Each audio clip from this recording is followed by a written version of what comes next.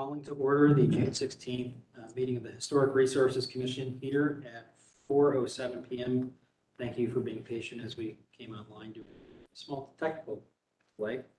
The next business meeting of the commission will be on Thursday, July 7th, 2022 at noon here in room 204, 111 North Front Street, second floor. The next regular hearing of the commission will be Thursday, July 21st, 2022 at 4 p.m. also here in room 204, 111 North Front Street, second floor. For the swearing of the staff, Connie, if you could raise your right hand. Do you swear to tell the truth in your testimony before the commission this evening? I do. Connie Torbeck, Historic Preservation Officer. Thank you, Connie. Introduction of the commissioners here present tonight, starting with on my right. Hi, pardon me. Hi, Stuart Gibney. Joseph Cave, Chair. And Clyde Henry. Wonderful, thank you. Connie, is there any items for public forum this evening? No problem. Okay, hearing no public forum, moving on to staff approvals and the approval thereof. I move to approve the staff approvals. There is a motion. Is there a second? Second. Motion and a second. Any further discussion regarding staff approvals? Hearing none. All those in favor say aye. Aye. Aye. Opposed? Abstention? Motion passes. Let the record reflect an additional commissioner here present. Go ahead and let her introduce herself here for 1 second. Autumn Glover. Wonderful. Thank you, Autumn. Moving onward then into approval of the minutes from the last meeting, which was May 19th, 2022. So moved. There's a motion. Is there a second? Second. Motion and a second. Any further discussion? All those in favor say aye. Aye. Aye. Opposed? Abstention? Motion passes. Minutes from May 19th have been approved. On to the applications for certificate of appropriateness for this evening and into staff reports on case number 1. 586 East Town Street. Microphone that works. Yes.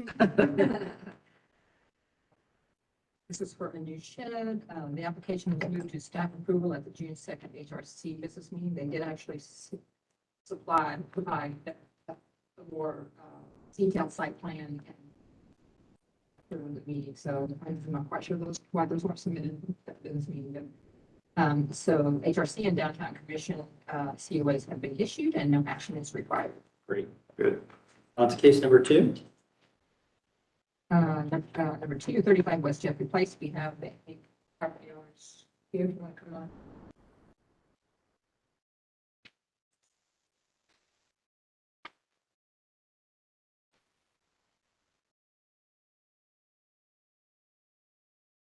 If you could both raise your right hand.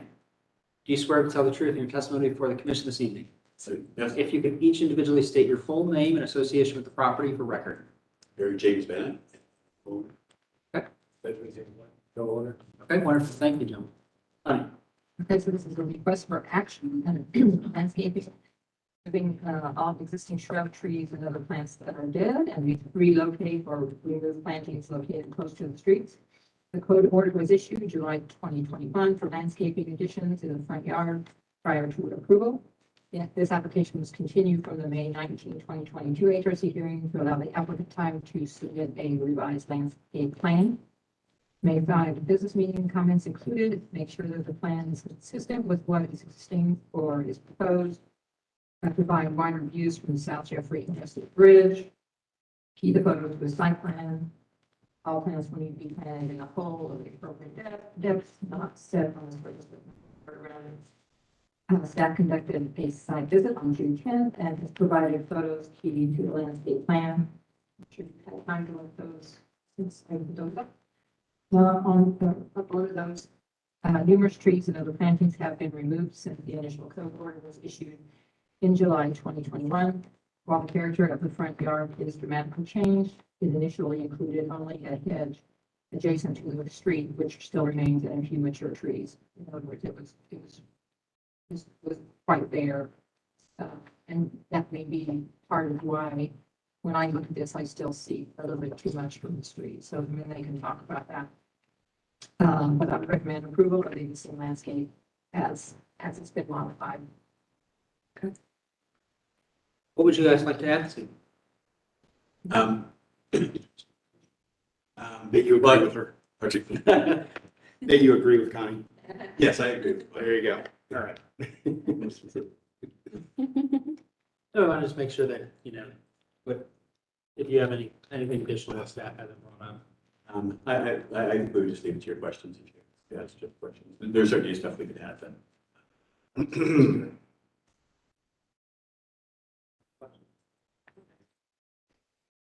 Move for approval of,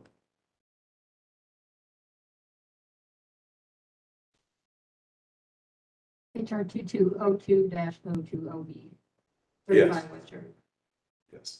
There's a motion. Is there a second? Second. Hearing a motion and a second. Any further discussion? All those in favor say aye. Aye. Opposed, abstention, motion passes. Thank you. Thank you very much. Thanks for coming down. Thank you. Case number 3, Connie, 2051 North 4th Street. So this was for a new parking plan. This application was continued from the April 21, 2022 HRC hearing to allow the applicant time to submit revised drawings. No new materials have been submitted. Applicant has not communicated with HPO staff since that time, and this application will be removed from the agenda. No action required. Okay. Number 4, 754 Wilson Avenue. This is for exterior alterations on a carriage house. This application was moved to staff approval at the June 2nd HRC business meeting. A revised drawing was submitted, and a COA has been issued. No action required. There was a question about all of the doors and the windows being the same height, and they submitted that revised. Great, thank you. Number 5, 781 Kimball Place.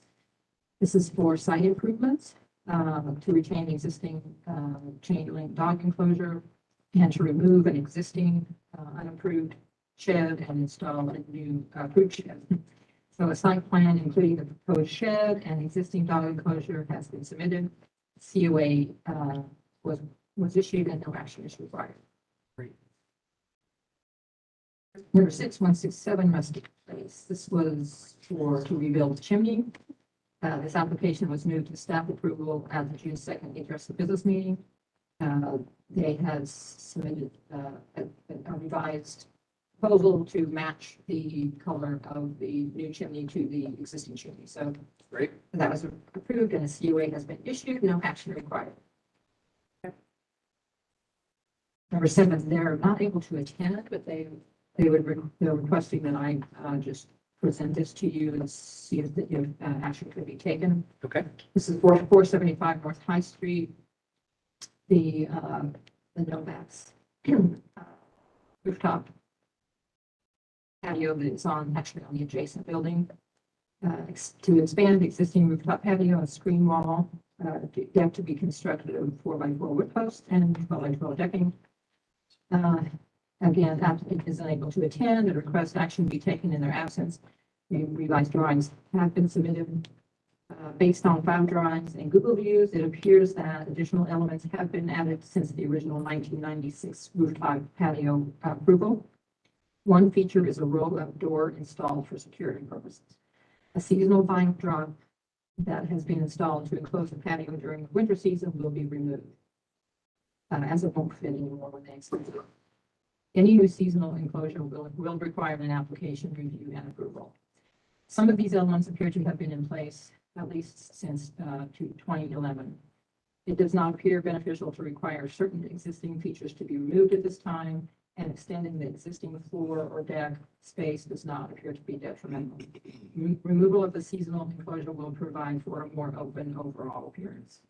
Recommend approval. I just want to catch this. I think there's a recusal Yeah, for record. That's fair. Two of us. So,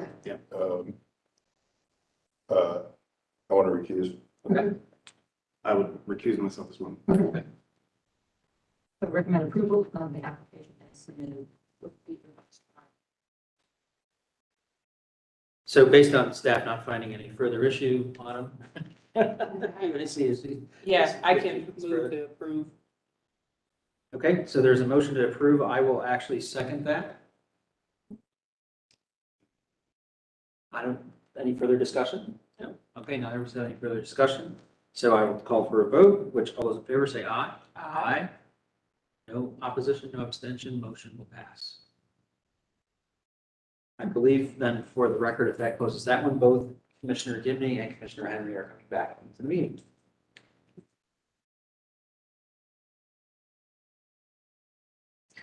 Seven 34 Western Avenue. How did you guys? This is for a new rear porch to modify a previous approval. This application also was moved to standard approval at the June 2nd HRC business meeting. COA has been issued and no action required, and this was noted that the extended depth of the porch deck, which the commission generally would not approve, is based on the use of the chairlift of this specific property. Okay, thank you for the clarification on that. Number 9, 479 North High Street.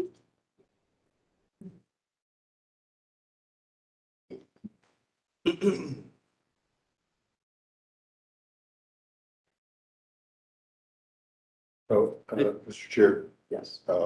accusing myself. Okay. Recuse, do you need to recuse on this one as well? No. Okay. So there's at least one recusal for the record, Connie. If you could both raise your right hand. You each swear to tell the truth in your testimony before the commission this evening. Yes. You can both state your full names and association with the property for record. I am Patty Scott. Did you see my address? Did you ask for my address? I'm Just sorry. your association with the property. Oh, I am here representing the owner, Yvonne Sarber. Okay. I'm Brian Sharp. I'm the Director of Projects and Maintenance for Yvonne Sarber. Wonderful. Sorry, what's your name again? Brian Sharp. Sharp. Yes.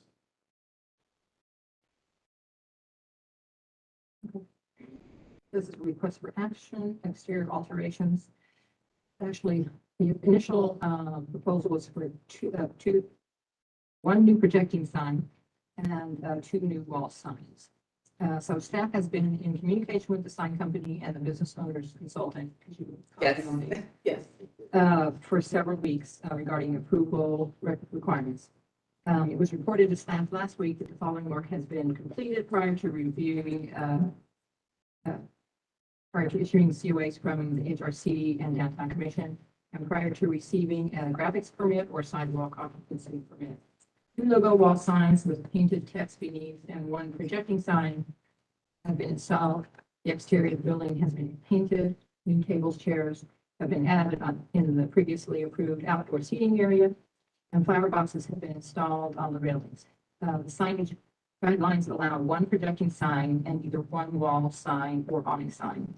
However, the installation of 1 logo wall sign on the north elevation and 1 logo wall sign on the east elevation and 1 projecting sign at the northeast corner of the building appears appropriate for this location and the existing corner design element of the building. Projecting signs are allowed to be up to 12 square feet. So a projecting sign of 10.37 square feet, which they're saying this is, would meet the guidelines for signs. Wall signs are allowed to be up to 25 square feet. So a wall sign of 35.73 square feet would not meet the guidelines for the sign, which is the agave and rye text painted on the walls was not included on the application drawings and adds additional square footage to the wall signs. So I don't know what the overall square footage. It's currently installed. The 3 sign cabinets include an internal light source, so do not meet the guidelines for lighting. I have not driven by it, so I don't know at night, so I don't know if they're. It's not been turned on. But It can be. The exterior painting of the building is not part of the current application, and the outdoor seating is not part of the current application that will submitted. The public service is aware that the seating has been put out there. You know, the fencings was already in place in the past, but they were required to get a lease agreement with the code enforcement also has been out there providing these photos. So violations will be issued to the recommend denial of the signage that's currently installed. And was the treatment on the corner of the building, was that existing already too? That was a change that was made quite a long time ago. This Okay. building has been Few large different things. change since the 1960s. That wasn't very all stuck on. What can we have you at? Well, I Tell actually us have your a, case. yeah, I have a statement if I could read from Yvonne, if that's okay. It says, I'm sorry. We're perfectly fine. Okay. First of all, Gave and Rye is actually very thrilled to be joining the neighborhood of Short North. As a good neighbor, we want to contribute to the creativity and craftsmanship displayed in the district. They've actually spent a lot of time with Betsy to make sure that the design elements and various different things within the historic district are complied with and you know, the projects and things that they're planning on working on, as well as giving back to the community is there. So there's a really healthy relationship there. We believe that our streetscape and sign program does just that as well. We are requesting approval of number one, new double-faced 10.37 square foot projecting sign. And number two, the new logo wall signs, which as Connie stated, had not been submitted until just recently. And those were emailed as well, but not for this meeting, obviously, because that was added after the fact. The ideal situation is for the signage to utilize nice illumination that is easily visible, like the other signs that are actually in the area. As such, we would like to pursue approval through the guidelines, page 67, to incorporate illumination using LEDs within the sign cabinet. Just as a note, this is specifically for wall signs. Illumination for projecting signs is not addressed in the guidelines itself. We are open to options that if that would not be considered, we actually can place in there new lighting technology that actually has LED illumination that is backlit capability. The sign company has already looked into that, as well as neon, which is actually agreeable as an option if need be, can actually also be backlit into the white area of the B as well. As far as the Connie spoke, the code allows for 25 square foot of wall signage and only one wall sign. We are asking for two. The total is 29.66 square feet of sign. Front elevation wall signage is only 4.7 of the storefront, and side elevation wall signage is only 1.5 of the storefront. The code allows for one 12-foot projecting sign. We're only asking for 10.37 square feet, as you had stated as well. Also, a side note, there used to be a sign on the back of the building when it was Fuzzy Tacos. And there is some lighting there. No signage has been put up or anything there, but we have requested approval if we could use that area sometime in the future, but nothing has been designed or put up yet, but those lights are still there. And that's mostly because of the new project that would be going in at Short North, right there, the big mark, whatever the big high rise is that everybody's talking about with all the frontage back there. Just a couple of clarifications.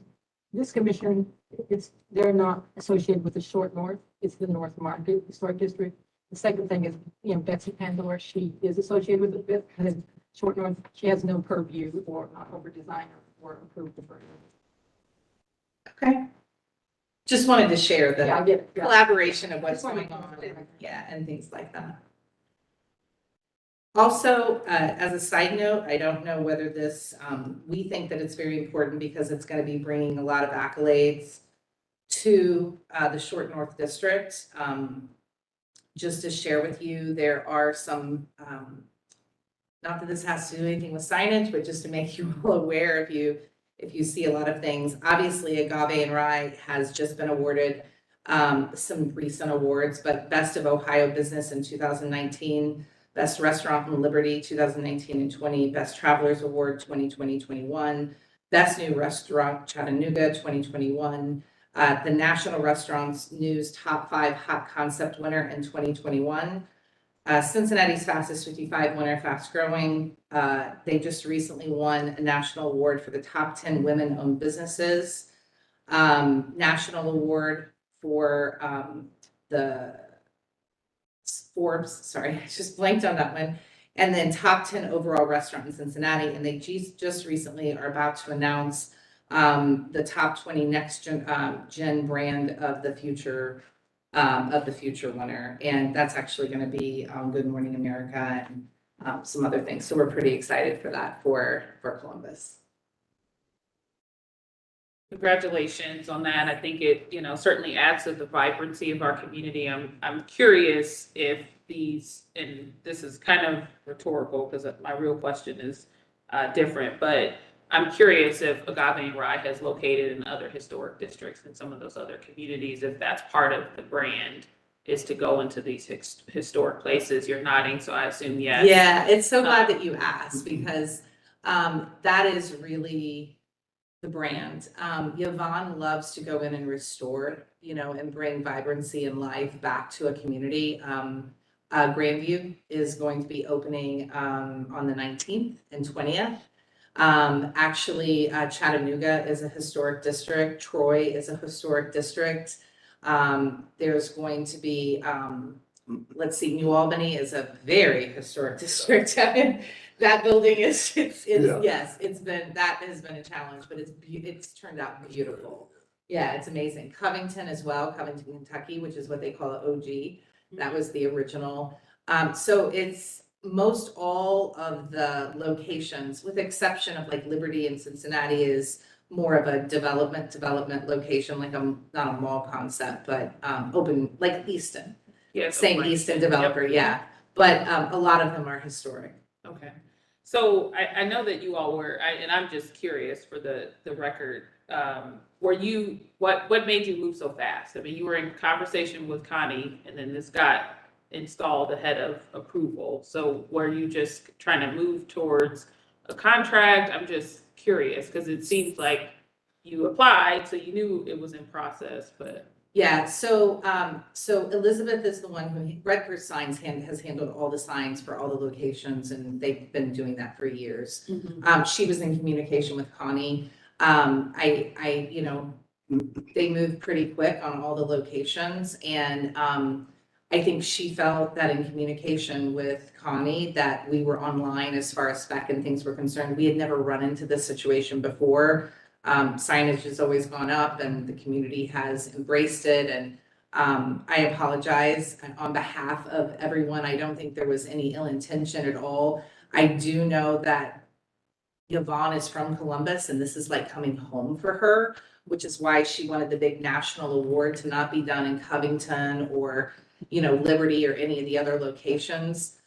This was her home and she wants Short North to be the location where all the news media and everything is coming out of. They want this to be corporate. This is where the home location, they just, not probably supposed to say this, but they just recently bought a home.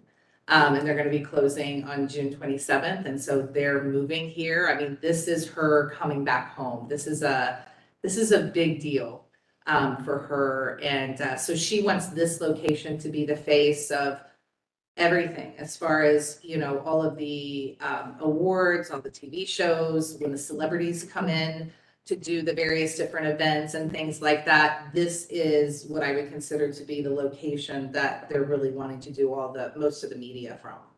I guess my larger concern is not so much that even you moved fast and you're asking for the forgiveness now. It's really that, the numbers don't work. Numbers here are breaking the precedent of the size of the sign, which we have held all of the other businesses to the same standard. And so for allowing just simply to break that code and that size, and it's not even small. We don't really know what we're voting on this evening. I'm not sure either. Because of the I fact keep that, hearing different numbers. And actually, Right. the last email that I had sent to Elizabeth told her that I would be recommending denial. So that's when I was really surprised that it was all installed, I mean, it misses the mark on just even the original sign without the lettering. Now we've got the lettering included, and we don't I know thought what that number I'm is. sorry, go ahead. I thought you had finished. We just don't even know really what that number is. And to say even we could allow for variance, I don't even know how we vary when we don't actually know what the square footage of this thing actually is. Well, if you look at the plans, I mean, my understanding, again, this is directly from Elizabeth, which have been in the emails. It's 29.66 square feet, which I do know that the code allows for 25. So I believe the variance. I was gonna say, the drawings we have in front of us this evening say that it's 35.73. That's the last ones that I submitted without the agave and rye. And correct, right, with the additional agave and rye lettering, that only further increases that 35.73 number. Seems like there's a little confusion perhaps. We could continue this and you guys could come up with a little more solid game plan, or Would you prefer us to vote on the information that we have today? I mean, whatever you feel is gonna be, you know, the best interest of both. I guess my question is, I wanna be able to communicate back to them, especially Elizabeth, where the difference is in the square footage. Cause I think we were under the understanding that the variance between the 25 square foot and the 29.66 square feet and the signs would not be such of a variance to request. It's still a variance. If it's over a number, it's a variance. Okay. And the drawings we have aren't that dimension. Correct. So the drawings that made it to our agenda today are 35 square feet. So I think she made an adjustment and it didn't make it to our packet. Yeah, that's what. So, you know, I think I would recommend, it's in your best interest to continue it and then let us see the drawings. But I think to our chair's point, it's gonna be a variance either way. And it's gonna be a precedence that it's not probably favorable. And so if there is an ability for you to adjust to fit within that 25, I think I would work towards that solution if I were you. I don't want to advise Right you. now, I think that the biggest heartburn is we don't have the information. So Yeah. to ask us to vote on something that's part of Yeah, public we would record that we don't deny even know what we're voting on, Mhm. whether it's an inch over or 10 inches over or 22 feet over. You know, we've got to get a good sense of that. Additionally, we have to really know verifiably what the square footage of that lettering actually is. That's not even shown on the drawing. The actual words of Agave Right, we have to have a calculation of that. And I believe that is what was emailed to you, I think, from Elizabeth yesterday, was the addition. I don't think I got anything from her. Yeah, it was That was lit. way too late. No, I understand. It was way too late, but she did email that with the update, including the new signage of the agave and rye underneath I it. don't think I got that, but, so I had in a discussion with Elizabeth, I had said, you know, I think, you know, we talked about 25 square feet. And because this is a big element on the corner, I said, you know, it could be up to the commission to, make, say maybe to 30 feet or square feet or something like that fits that element better, because if it's too small, it's gonna look a little odd.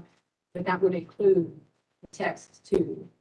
So, you know, it's not like, you know, make B29 and then have another sign below it. It would have to be all maybe 20, if you agree to that, you more than 25 square feet. We don't, I think we don't have it in front of us, so Exactly. I think it's in your favor for us to continue this so that Connie and Elizabeth can get on the same page another Okay. time, and then we'll bring it back. That way you don't have to reapply and that sort of thing. Additionally, I think there's value in kind of giving them some feedback just so you initially know, again, you don't have to have a majority here, but you do, or sorry, you do have to have a majority, but not unanimous vote. I mean, obviously, each one of us can feel a little differently about the sign.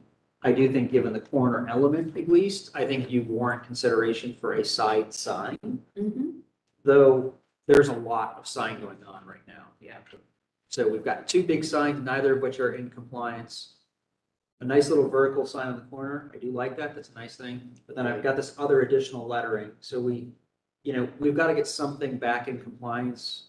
And already the additional sign, I'd argue on your side, is probably a huge variance in and to itself already. So just think about that. And, what I'd really prefer is us not to be your designer. We're not supposed to be your designer. We're not supposed to advocate for what the change is. I think if you're going to request a variance, we just need to have a very educated packet put together that says, here is what we're proposing and why. Okay. I think it needs to be accurate. And me personally, I would select things very carefully on what you'd like to keep. Okay. I'm just one vote here. I don't know if anybody else wants. I would agree. I agree. Keeping in mind that the most important thing are the guidelines, keeping that. Yes, and I mean, I think part of, I know the frustration in working with Connie is there's different guidelines and different sections and some like counteract each other with the others. And, we pulled the other signage of many of the other people that are in the same district. And we were seeing things that were like that, but then, you know what I'm saying? So there is some variance within the code as Just well. their calculations though, if they were in the historic district.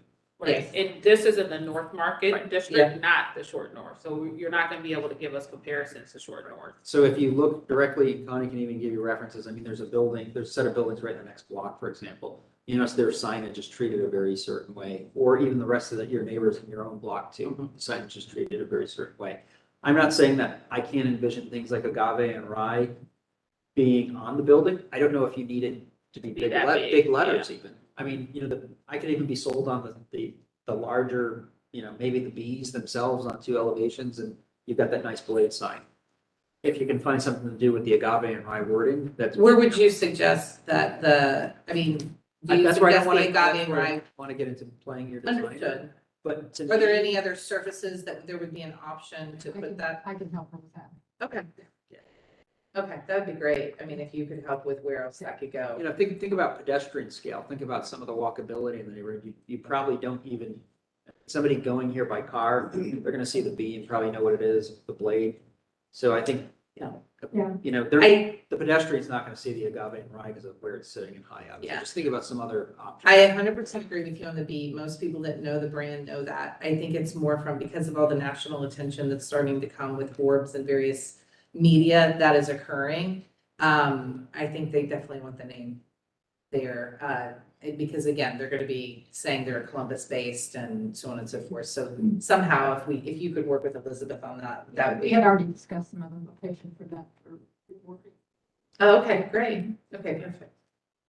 Yep, so, I have one question. Yes. But can we talk about lighting for a minute? Because,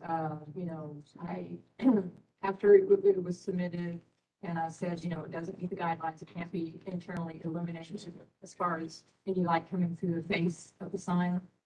And then I sent information about, there could be, open face neon sign, or there could be a backlit sign and so forth. And then I was expecting a revised sign drawings, and she said, no, we want to submit the same thing and keep the lighting inside and ask you about it. And so I didn't feel comfortable with, would you feel comfortable with an internally lit cabinet being up there with the light in it and then just saying, we're not going to turn it on? I felt a little comfortable with that because I'm not going to go by it all the time and make sure that it's not on, and I'm not sure if you guys would. And again, we were pulling out of, I should say Elizabeth, guidelines, page 67, where it shows that you can incorporate illumination using LEDs within a sign cabinet. Right. The point there is communicating with staff then. Yeah. About the, and I had done Right. that. Had done that, so. sorry, my thing just froze and I'm trying That's to okay. make a motion to continue. So I move that we continue HR 2020 or 22-06-012 to our next meeting, which is Thursday, July 21st. I'm looking at the thing. Okay, there's a motion. Is there a second? Second. Motion and second. Any further discussion? All those in favor say aye. Aye. Opposed, abstention, motion passes. Continue to just really work with Connie to come up with a game plan Okay, that addresses in accurate drawings that we need to. okay, all right. And is there any additional comment, like on the guidelines on page 67, if we misread that, or, I mean, because it. just on- 67 of the North Market guidelines? Mhm. Okay, let's see. It says incorporated illumination using LEDs within the sign cabinet. Again, if Elizabeth, has that information. Yeah, it's listed We're as different. pretty clear about how, the commission understands light cannot come through the face of the cabinet. And so LED can be in the cabinet, but the letters and stuff would have to be sort of removed from the face of the opaque cabinet with light only coming through and shining behind the opaque. So whatever letters or whatever, It's actually not the letters, it's the B, It's the the B, the B. cabinet, yeah. So then, like, no light could come through that white or anything like that. It would all have to be removed. And we talked about that, and I said, well, that's pretty intricate. Would you be able to do that? And that's like it's the it's a artistic- silhouette, basically. It's like a silhouette. Yeah. Yeah. And does it, Or. the way it is currently, does that shine onto the street? Is that, okay. No, Okay. no.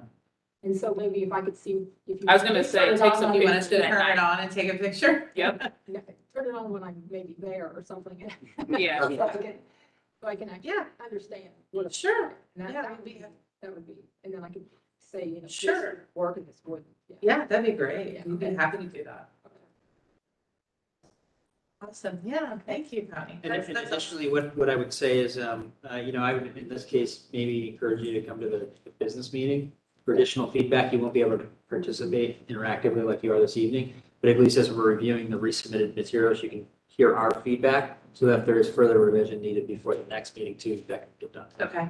Question, are we able, Elizabeth is not anywhere remote, like I drove 2 hours to be here, but she would have had to have driven 6. So is there any way she can zoom in to the call since she's the actual, Unfortunately, we can't do that because of state law. Okay.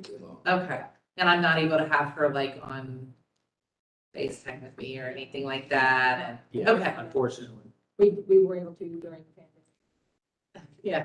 But I do think maybe Connie, if you, the next meeting in the evening is July 21st at 4. I do think his feedback of you coming to our business meeting, which is midday, it's at noon, a couple weeks prior, so it's July 7th at noon. Okay, If you came, you could hear our discussion and you would have time to make adjustments with Connie and she could move for approval. You don't have to appear again. If you stay in communication. okay. So really, bottom line, what I'm hearing is we just need to get Elizabeth and Connie on the same page. If Connie's good with it, we're good with it. And if there is any questions regarding, the contents of the meeting is streamed via YouTube. Yeah, I you think guys actually can watch it. memorialized now there, so if there's any question about what was said this evening, content, et cetera, she can feel free to actually watch this record even. Yep. Columbus TV on YouTube. Okay. You can go back. Yeah. And if there's any, I was gonna ask this question because, so if filming needs to be done for something and they're trying to get some B-roll footage and stuff like that for something that's gonna be running nationally, can the light be turned on for that or it cannot be until it's approved? I'm just, I don't Again, think we it's- can weigh on that. Okay. I mean, Just you're asking us code about and Connie breaking are law, driving. essentially. yeah. Yeah. Okay. Yeah. So maybe we can get you over sooner than later. Yeah, Yes. don't call me to be there when there's. No. we don't- And then also remember that you. And that needs approval. by the- Signage did the application, outdoor painting, yeah, Well, you have for public service. yeah, I believe so. Okay, but the commission also needs to look at that. They don't, the fencing is already there, but they just need to understand very clearly, tables and chairs, we're not gonna say use this table and chair, but is anything added like flower boxes, lighting, or any elements to the fence? So we need to understand what's there. So include those close-up photos in your application. Okay, and that's submitted through you? Yes, through HRC at Columbus Top. Okay. Thank you. Thank you, guys. Have a safe trip home. Okay. Okay, moving on to case number 10-128 East Oakland Avenue. I think that's a staff approval, is that correct? Yes, this application was moved to staff approval at the June 2nd HRC business meeting. A COA has been issued and no action required. Okay, wonderful. Case number 11-953 Brighton Road.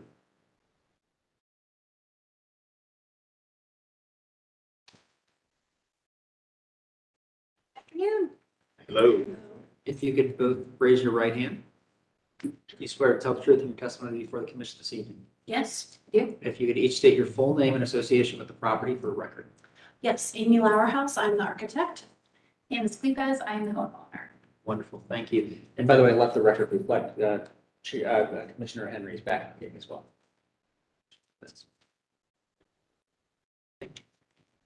This is for construction of a new 3-car garage. We've received well at the business meeting, general support for the application, noting that the submitted drawings and cut sheets seem like a complete application. A larger garage appears appropriate for this particular property. And while the light fixture is not as simple as usually recommended, it appears to be consistent with the era and style of the house. And asks what the pitch of the garage roof is, and does it match the house? Answer to that is that the garage proposed is 10-12 and the house is 36-12. And the architect submitted an additional drawing, sort of illustrating that for you to see. Sanborn maps indicate that the property once included a large 2-story carriage house. The size and style of the proposed new 3-car garage is appropriate for the style, size, and era of the house. Recommend approval of the application with any required modifications that were worried by the drawings to be submitted to staff. Great. Would you like to add anything? That was very thorough. Thank you, Connie. Just, yeah, she had just mentioned that the only thing you had asked about was the slope of the roof, and I had provided a drawing that kind of showed the dash line if it matched the slope of the house, which Very close. we felt when we looked at it, it just looked like a lot of roof for not a tall garage. So we felt like it was a little unproportional to have the roof be that steep. So we felt like the 10-12 was a better proportion for the size and configuration of the garage. I think it's close enough. Yeah. I think the scale looks good. It looks good with that massive residence. And I move to approve as submitted. There's a motion. Second. Yeah, I'm sorry. So there's a motion and a second. That's fine. Further discussion. yeah, I think we should mention that the reason why we're approving this is because of the size of the lot, because normally we don't do 3-car garages. So I think we need. This is No, very it's- specific to the size and the context of the house and the stateliness of the lot configuration. The And, house in the lot. right, and the precedence that there was a large thing there. So we're not setting a precedent to say we're gonna have 3-car garages from now on. Hey, Connie, could we make sure that in records that it dutifully reflects that it's given the size of the house, the context, the size of the lot, the conditions that have, been talked about already that warrant the size of garages compared to smaller garage mandates elsewhere, would be justification then for a larger garage on this property. Any further discussion? All those in favor say aye. Aye. Opposed, abstention, motion passes. Thank you. Thank you very much. Thank you.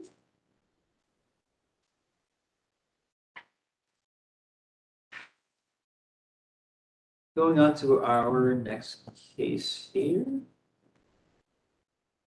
1257 Riverview Park Drive. This is for window and door replacement in the sunroom and a new ceiling porch. This application was moved to staff approval at the June 2nd HRC business meeting. The CUA has been completed and no action required. On to 664 Oakwood Avenue. Anyone give that one? I emailed them again today, asking if they could be here. Didn't get a reply, so. We'll skip over that one then. Is that good? And then Do we want to do that, or do you want to talk about it real quick to see is it necessary for the applicant? maybe if you feel, the commission feels comfortable with it. Okay. So this is to modify the previous approval, the fiberglass porch columns. Fiberglass porch columns have been approved for previous applications in cases where no attached railings were involved. Just columns. So we need to have a clear understanding of the details of how the wood balustrade would be attached to the fiberglass columns. Those hand-drawn drawings have been submitted, but I don't feel comfortable with, sort of. Okay. Sorry. Are you Bill? Okay. Phil, if you could raise your right hand. Do you swear to tell the truth in your testimony before the commission this evening? I do. Wonderful. If you could state your full name and association with the property for record. Yeah, William H. Davis. I'm the general contractor, remodeler for the owners living in there. Okay, wonderful. Thank you. Connie, continue. So I'm just going to basically say that I didn't feel comfortable with determining whether those drawings were what the commission thought was appropriate for adding a wood balustrade to fiberglass columns.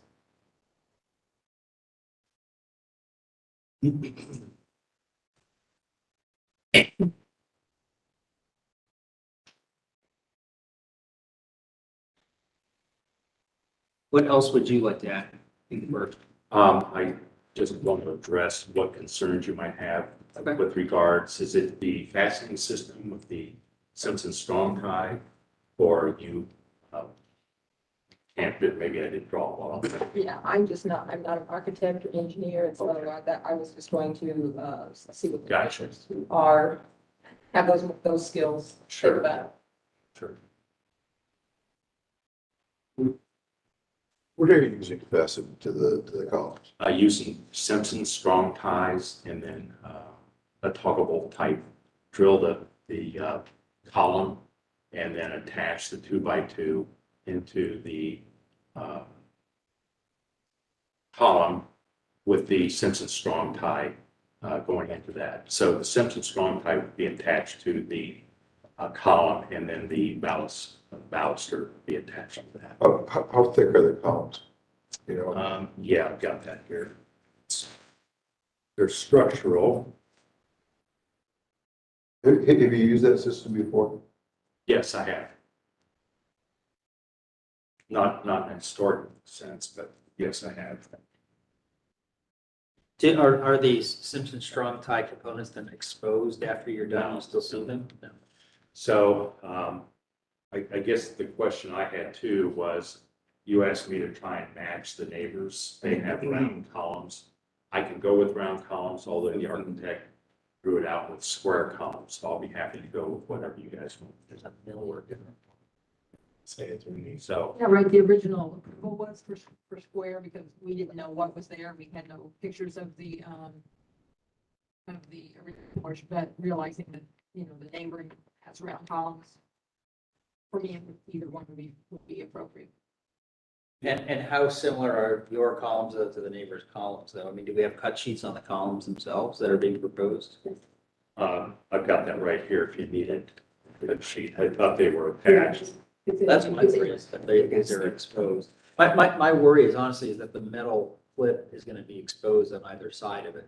I don't know how you really, Well, these things go away, Yeah, if you visualize, I'm going to use 2x2 right? balusters. And then on either side of the balusters, the balustrade would have 1x4s on either side. So that would cover the baluster going into the column. So you've got a Simpson strong tie that's like 3 inches tall.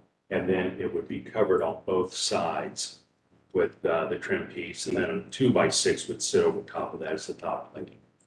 So they won't be seen. They'll be covered by the 1x4 or the So the issue is when you say Simpson strong tie, there's just standard joist hanger product that they make. That, if you Google Simpson strong tie, it comes up with a pretty typical joist hanger. And I don't know how you cover it. I still don't know.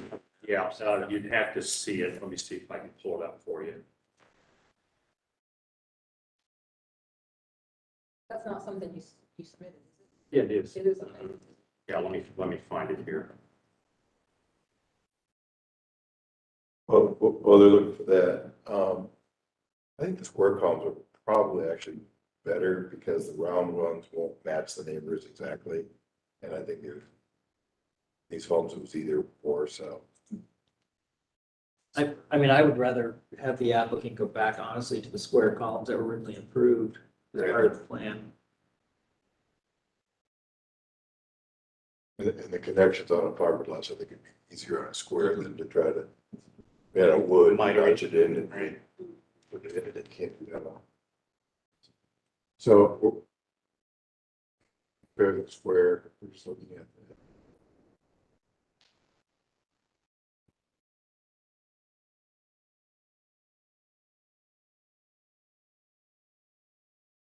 Is this where you would have, Correct. That's correct. Yes. I forget what size you said. Yeah, they're like 3 inches tall. And so the 1x4s on either side would cover that. Oh, I see. Yeah, This picture's of a fiberglass railing, correct? well, the railing was in fiberglass. Not The a- photo, that I think is what he's mentioning. Okay, but you're proposing a wood, but Correct. this picture looks like a fiberglass. It is. Okay, that's in that picture. But that's illustrating the columns. column, correct. Which are gonna be round though, not square. No, I think they're going to be square. They are going. The neighbors have round. It was originally approved square, and then there was talk about doing round, but we're back to square, and I think we're all in agreement. Square. Where, yeah. Like the original drawing. Yeah. Which was So, 2020. so the only issue is the bracket, where the brackets are attached. The base of it. Here's the thing is I just go back to the original approvals, like that's what the railing still should look like, is what's in your original set of drawings. So Show me again what you're looking at. I'm looking at your drawings that were approved under your certificate of appropriateness. June 18th, 2020. with the original building plans that were stamped. Yeah, this exact, basically this exact image. Yeah, that's correct.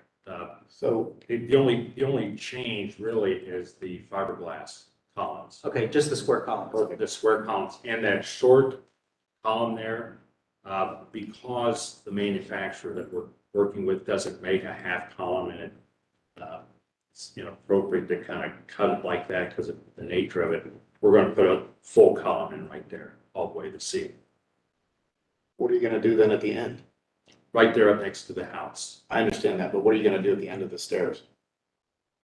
Right, you have the same issue at the Well, bottom. there. I'm gonna build that out 4x4 and wood at the end. So why don't you make both of those out of wood? So they match. I mean, historically, that would have probably gone all the way up. I think there You're fine was, with the half column. I mean, if you're gonna take a column, split it, make it a pilaster, that's fine. yeah, I think there was, I If think you- there's even, Ghosting. The reason I'm proposing it, if you look at the neighbors, they don't have short columns. They've got all the way to the. Right, So, which is more common to have plaster. Yeah, right there. Okay, so here's what we need. There, right. We need a drawing that shows exactly what you're gonna do now. So call out in the drawing that you wanna use square columns made of fiberglass, that you're gonna build wood at the end of at the handrail on the ground, at the end of the steps, and then the new column that you're gonna split in half and put against the structure. Correct. And the fastening detail as well. We didn't see that. I mean, don't we kind of already, I thought I had all that. so, I mean, I'm just gonna go back to page 10 of the submittal. I mean, when I look at that bottom picture, if you zoom in on that, I mean, it's got the pilaster, it's got the wood at the bottom. The only thing is that he would add a note that on those columns, instead of being wood square columns, they're fiberglass square columns. Yeah. Otherwise, this picture shouldn't change. Correct. I think it just needs called out, and I think we need to have it for the file complete. Correct. That sort of. Edit the models. drawing. How it's fastened, you mean?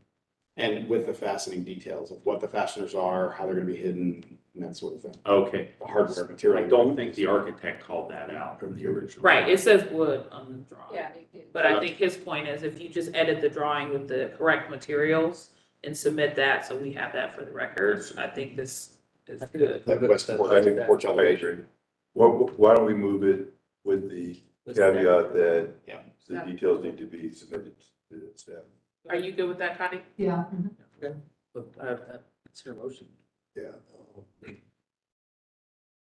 Missed it my tablet, so I'm not sure what the number is. I move to approve, number, HR 2206-016, 664 Oakwood Avenue. thank you. And with the condition that, Oh, with the condition that, that the columns are noted as being fiberglass, not wood, and that the attachment details are submitted. okay, wonderful, there's a motion, is there a second? Can I ask a question? Second. There's a motion and a second, now we can address further discussion, the applicant's requested to make a comment. Okay. On the column, I originally had cut in half because they were round. I'm going to propose just to put a full column up next to the house instead of cutting it in half and putting it up next to the house. Does that make sense? It does, just make sure it's in the drawing. Drawing, yeah. Okay, You have to modify your drawings to represent that. okay.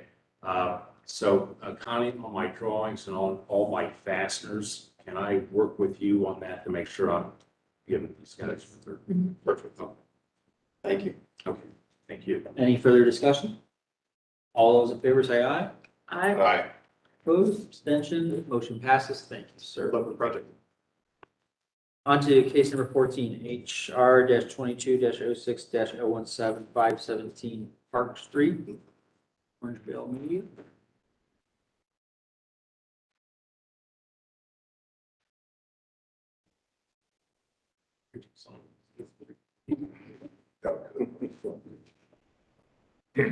Okay.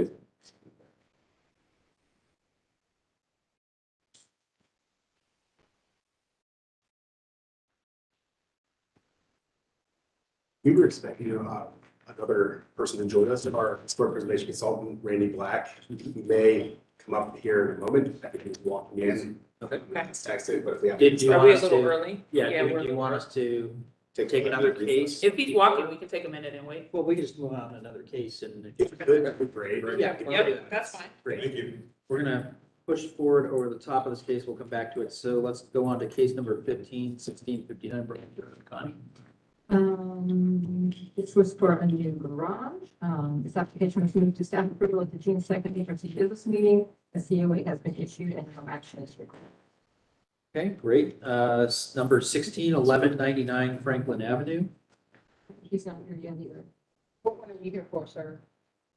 I'm here for 19.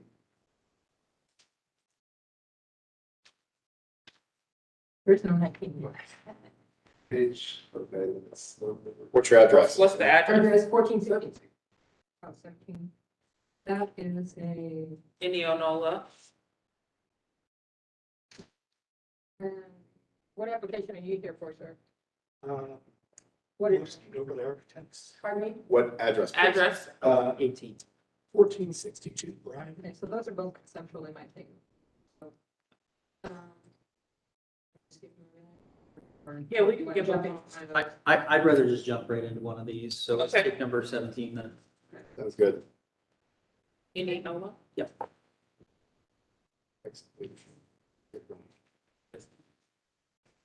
I mean, be anticipating another person too as well, so, but I can go without it. Okay. I feel like you're good. We're in good hands. If you could raise your right hand. Do you swear to tell the truth and testimony from the commission this evening? I do. Wonderful. Full name and association with the property for record. David Brent Wilcox of Moody Nolan Architects, Wonderful. the architect. Great. Okay, Connie. Okay, this is for renovation of existing school to house the Metro Early College High School. Proposed work includes rubber, among other things, new rubber membrane roofing, slate roof repair, new windows and doors, although I think maybe they're not doing new windows now. Window metal work, tuck pointing, additional parking, and nature walk and play areas. The 1909 Indianola Junior High School, which is now elementary school, at 140 East 16th Avenue, was the first junior high school in Columbus and in the United States. The new Indianola Junior High School, which is this building, was built in 1929. The existing windows are non-original and non-historic. The building has been vacant and experienced water damage. A sizable area of green space is proposed for new tennis courts and parking. And just a small detail, but there's a decorative concrete paving is proposed to cover the grassy area around the flagpole. They need to consider, is that actually part of the historic landscape? Provide comments for conceptual review, no action required. Code that applies would be the standards for alteration and the standards for site improvements. And do we know, is this project going to be on the National Register or anything? Yes. Okay. Do the Park Service. Okay. I think it's important too, that as we advance this forward, just for own discussion purposes, if we can always sort of be either in before those decisions are made, would be beneficial, just because sometimes we get in a scenario where those decisions are done, it's blessed by national parks, and then we're kind of upside down because we didn't see something the way national parks saw it. If we're able to do before national parks, that might be a benefit. Yeah, just to reiterate, it's this commission that has the higher purview, so. Any change? Understood. I would open this up to both the applicant and then Railway to discussion. If you've got additional things you want to present in addition to your drawings. Not much more than that's been presented. There hasn't been a whole lot of change. There was some comments about modifications due to some budget modifications that we're running into that actually probably work in our favor. One of them being, we're actually going to reduce the north and the south parking lots, so capacities are going to be decreased on this one. So I know that may have been a concern. I believe there was questions about maintaining the existing building and structure. I think you're correct. It was like a $1.3 million change to change all the windows out. So we're going to go with, we're trying to meet AFRIC standards. So we're going to go with the storm window on the inside to get to the R value availability. Nice. And So that's one of the things we're gonna change. I know there's some discussion, needed on the smokestack. That was one thing. We provided two renderings. One actually removing it and one, option where it's, remodeled, but there's some pretty substantial cost constraints on that as well. So I think those are the. I think the That topics. should also probably, I think this commission has taken, we generally, as a rule of thumb, do not support or have allowed removal of chimneys and smokestacks because they are a character defining feature. I think that would be a crucial discussion you should probably have with your SHPO representatives and your state office, or, state review representatives, because I've done a few reuses of schools and they've never allowed this item to be removed as well. But Although there was one there originally that's already been removed. oh, So- it's already gone. Yeah, so there were two total, right? And Yeah. now there's only one left. And so I'm wondering if, given that there was one removed already under the school district's ownership, I don't know if we have any context to that, if we would. I do not have context to Okay. that, yeah. No, I figure if it's gone before us, but. Right, Yeah. but so then there's that precedent, so I'm wondering kind I'm of. not sure when that was removed, but Mhm. there actually, just before the pandemic, there was a discussion with our office and the historic preservation officer. Because of the condition of it, there was an approval to remove it like piece by piece and, clean it up and store it for rebuilding. So I'm not sure if that's the one. Right, and it sounds like It's what he existing just that didn't shared, Get done, or if it's the one that did.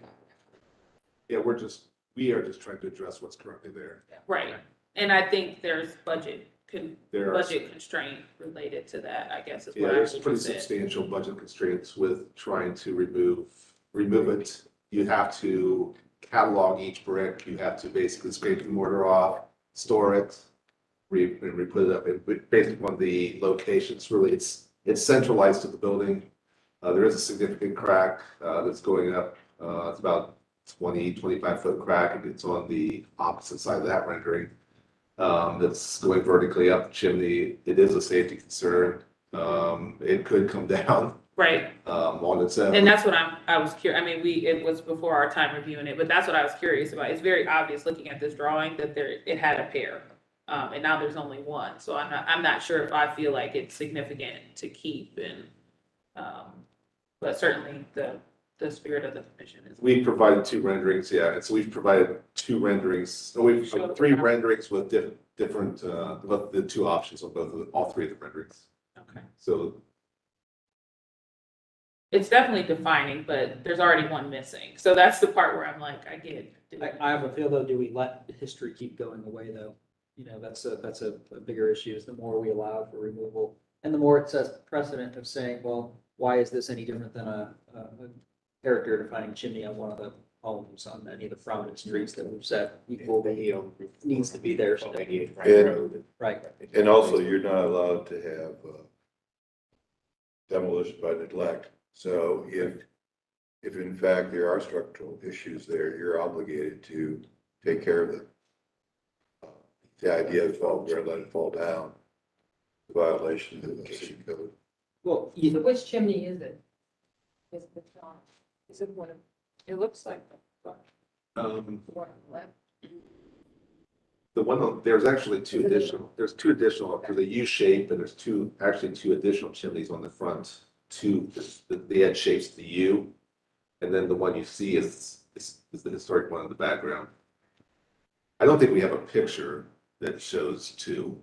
I can't substantiate simply the project's over budget, we have to cut something, because we hear a lot of homeowners coming in saying, I don't have money. We actually have a provision in the historic code that says, financial considerations are given under certain circumstances. That includes selling the building and a few other things that are very specific to the code. And so we have to watch any ruling that just says, okay, we understand your project's over budget, so here's what you have to do. We also have no control over what's happening on the inside of this building or other things. And so we don't know whether there's things that could be eliminated on the inside that help rebalance your budget. We're very appreciative when you can keep preservation intact. I think I'm somewhere in the middle on, I'd like to see if the chimney can be preserved. I think SHPO may ultimately help guide you to your answer. I think in some cases, I know they've actually suggested reducing chimneys in height. that I have actually done a project where they allowed a reduction, but the elements still had to stay in a significant way. I think there's got to be a conversation that's multi-part here, because there's going to be multiple bodies considering this item. Well, that's why we wanted to bring it to your attention early in the And I- process. right. We Thank knew you. there are multiple. Transparent, open discussion. So it's that one that is, it's really on the back of the building, but you can see it on the front. Yeah, It's that one. To be honest with you, I have not seen a picture that shows two chimneys. There may have been. Like it may But have we always do not have any type of record or document that shows two. Yeah. But I would tend to agree with you. It's a very symmetrical building and it probably Right, it was looks there. like it And was. the elements do tend to suggest it. So I guess you're just, to continue the conversation, are you thinking continue it? This is only conceptual. Conceptual, yeah. Are you guys talking to SHPO yet, or have you started that? We have had some conversations with SHPO, but we didn't know how much they would be tied to that element. We know that they probably not have any type of review of the interior, but it'd probably be exterior only. SHPO. Yeah. I thought the State Historic Preservation Office reviews interior and exterior modification, especially if you're on the National Register. Or if you're getting state, or if you're getting federal tax credit. But but we're not getting any kind of federal tax. Oh, well, then they don't care. Are there there's state dollars in this project? though, There are because state it's- dollars, there Yeah. are state dollars, Oh, Mhm. but it's not a federally funded project, so and you're not getting federal tax credits. So Okay. that changes what should. that's my understanding. Yeah. I mean, if that is the scenario, then, there may be. Then it's us. Yeah. I am curious just because, and I serve on a similar group for Columbus City Schools, which is why I have a lot of context to this question. I am curious if Columbus City Schools was doing this project, what OFSC would say to them. So that's the financer of schools, the state kind of manager of school funding. I've done several OFCC projects, and I did East High School, I did Linden McKinley High School. In fact, at Linden, I believe we did take down the chimney. Okay, East, I believe they took it down on their own. I don't believe OFCC would really have any type of, I don't believe, and I'm yeah, speaking, they're a funder, they're They're a not funder. really necessarily I don't concerned with believe historic they would character. make us maintain it. I don't think they would be more interested in energy efficiency and that type of thing for their funding, so.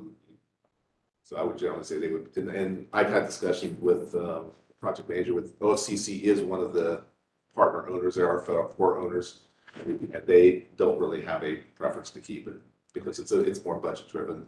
I would say for me to have my support, it's not going to be for complete elimination of it, but I'd still have to see a pretty compelling reason and rationale why a reduction would be required.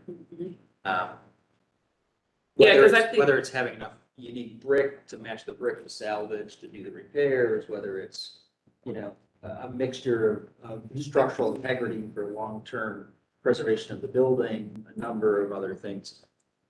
I don't know if I can get over the hurdle that just simply eliminating it is acceptable, just based on, we hear cases all the time, I want to get rid of a chimney. Yep. So I have one of the co-owners here. Wonderful. You can raise your right hand. Yes. Do you swear to tell the truth and testimony for permission this evening? I do. If you could state your full name and association with the property for record. Sure. I'm Derek Sage and I work for the Ohio State University. Okay, thank you. So they are the owners of the building. And so you want me to catch him up on where we are, or would you like to catch him up? I would say we just keep going forward. Okay. Talking about the chimney. We are. Yep. Yeah.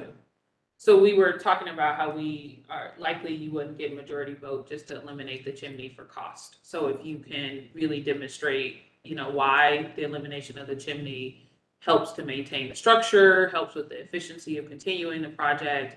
I think overall, I'll speak for myself as a commissioner, it's a beautiful building. It's being restored to its original purpose. It's going to create incredible value to that neighborhood. And so very supportive of the project and excited to see it move forward. But just as a statement of precedence, we want to be careful about approving or supporting a conceptual drawing that eliminates the chimney. So we just need a little bit more thought. We had some conversation about if the State Historic Preservation Office may give some guidance, especially with the goal of getting this on the National Register. The other thought too is just really considering explaining to us different scenarios you pursued. So there was an example of potentially shortening the chimney, and that might be appropriate. From my perspective, and we don't have evidence of it, looking at the drawing, it looks like there were two. And so Yes, its there were. pair may have been lost. And so that for me was like, well, if the second one is gone, what were the circumstances of CCS? It was okay to let that first one go. But we don't have any evidence of why or anything like that. So just a little bit more, I think, context. And I think there is a valid point that's been brought up, is just blatant preservation by neglect. Okay, the chimney's cracking, failing, we must remove it, is not substantiate demolition or removal enough. That's actually just acknowledging what's in our code that says blatantly, you're not allowed to have preservation, or sorry, you're not allowed to just have a neglectful action warrant your preservation, removal request. Yeah. Yeah. So, I mean, I think that's the issue here is, you're already the property owner. So what have you done since property ownership to stabilize it? I guess would be my question too. And that was brought up almost 3 years ago. Yeah.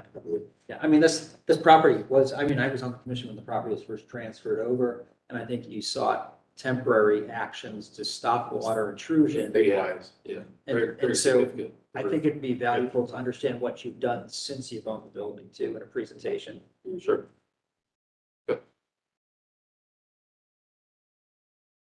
Connie, are you okay with that?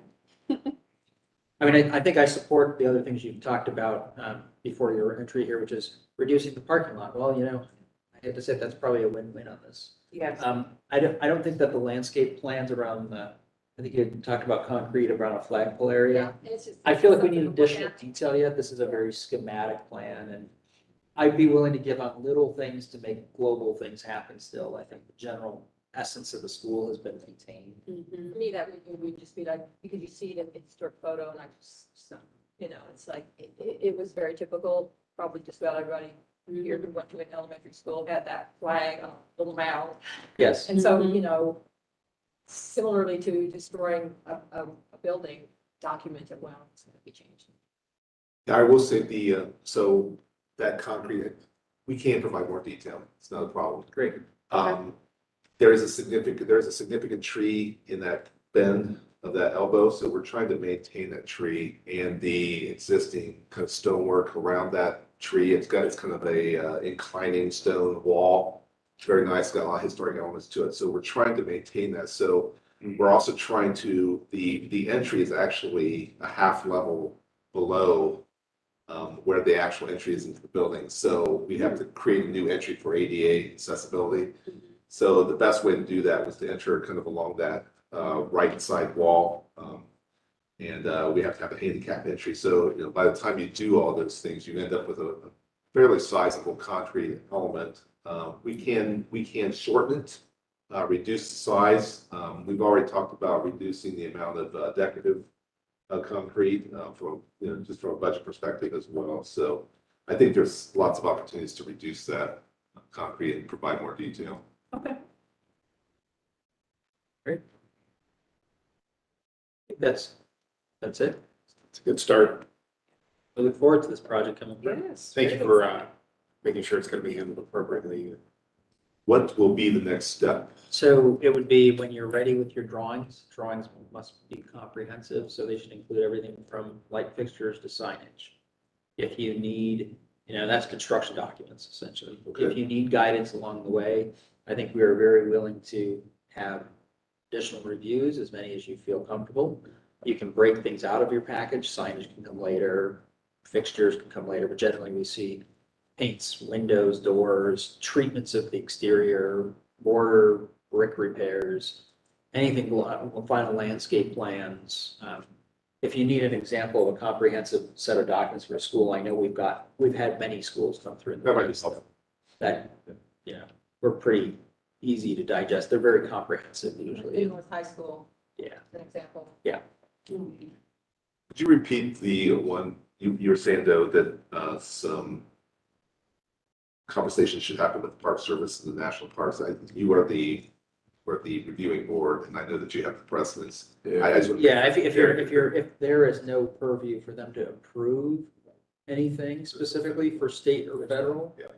then you probably wouldn't need to have that. So If you were seeking any type of other benefit, you had. If you're going for federal tax credit, We, sometimes it gets a little. we get projects that This are person said one under thing and this is- the SHPO purview, whether it's a tax credit project or they have some other reason to report to SHPO. And then sometimes there can be a conflict of opinion on how something's treated from a preservation standpoint. So this is the only reviewing agency at this point. You're lucky. Thank you. If there are additional things like variances for your site itself, it would be important if you can include the adjoining, as soon as you would know legislated variances that you may need for the site for construction. We're a recommending body, we're not an approving body, but you still have to come back through and we do give approval or recommendation for approval to go onward to city councils, and you got to go through the area commission process, et cetera. As soon as you have those things ready, that's a good thing to also put through to make sure you can get through all the way through the area commission before your final documents too. Which area commission are we in? I'm not sure, but if you just, University District? Yeah. University Yeah. districts. yeah, that's right. And you can always Google Columbus Area Commissions and a map comes up and their contact person and everything.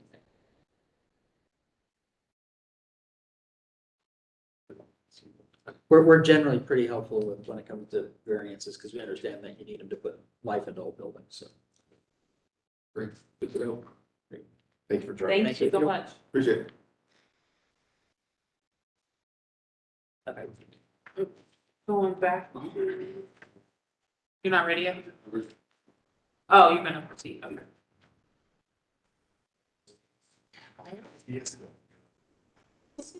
We're going to, yeah, I was gonna say, we can, if you want us to keep waiting, we can keep going, other cases on the agenda, up to you. Yeah, that's fine. That's We fine. gotta- And for the record, Stuart Gibney has to leave the meeting early here, so just letting you know. We're then gonna go on to 1199 Franklin Avenue, case number 16.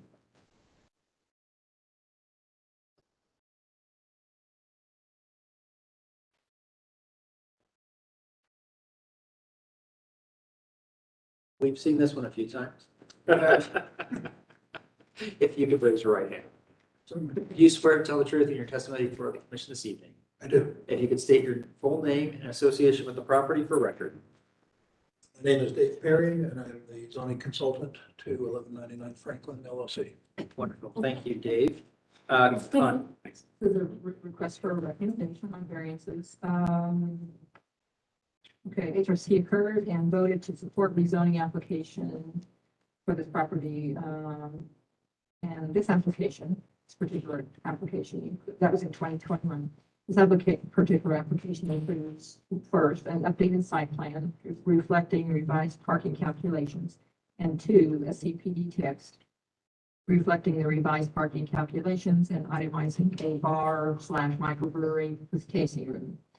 Based on consultation with BCS staff, some building area attributed to the 1 per 250 square foot parking ratio is now attributed to the 1 per 75 square foot parking ratio. And certain other changes reflected on the May 2022 site plan result in total calculated required parking increasing from 187 spaces to 203 spaces. Provided parking with the two off-site parking lots, sub areas B and C, total 68 spaces is the same, and those are out of the commission's purview anyway. Correct. So recommend an affirmative recommendation as submitted. And the reason being also that this application does not include any exterior alterations to the building.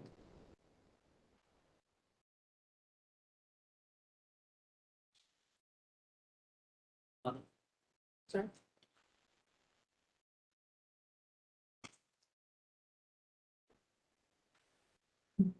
What's the number, Connie? Number 16, HR 22-06019, 1199 Franklin Avenue. I move for approval. I move for favorable recommendation. Recommendation, sorry. I'll second that. There's a motion and a second. Any further discussion? Nope. All those in favor say aye. Aye. Opposed, abstentions, motion passes. Thank you. Great, thank you.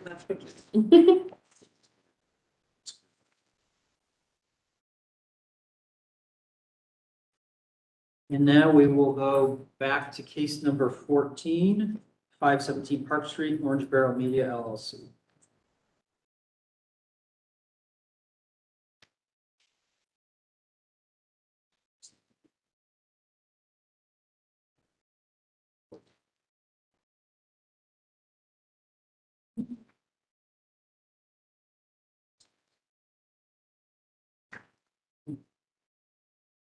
If all of you could raise your right hands.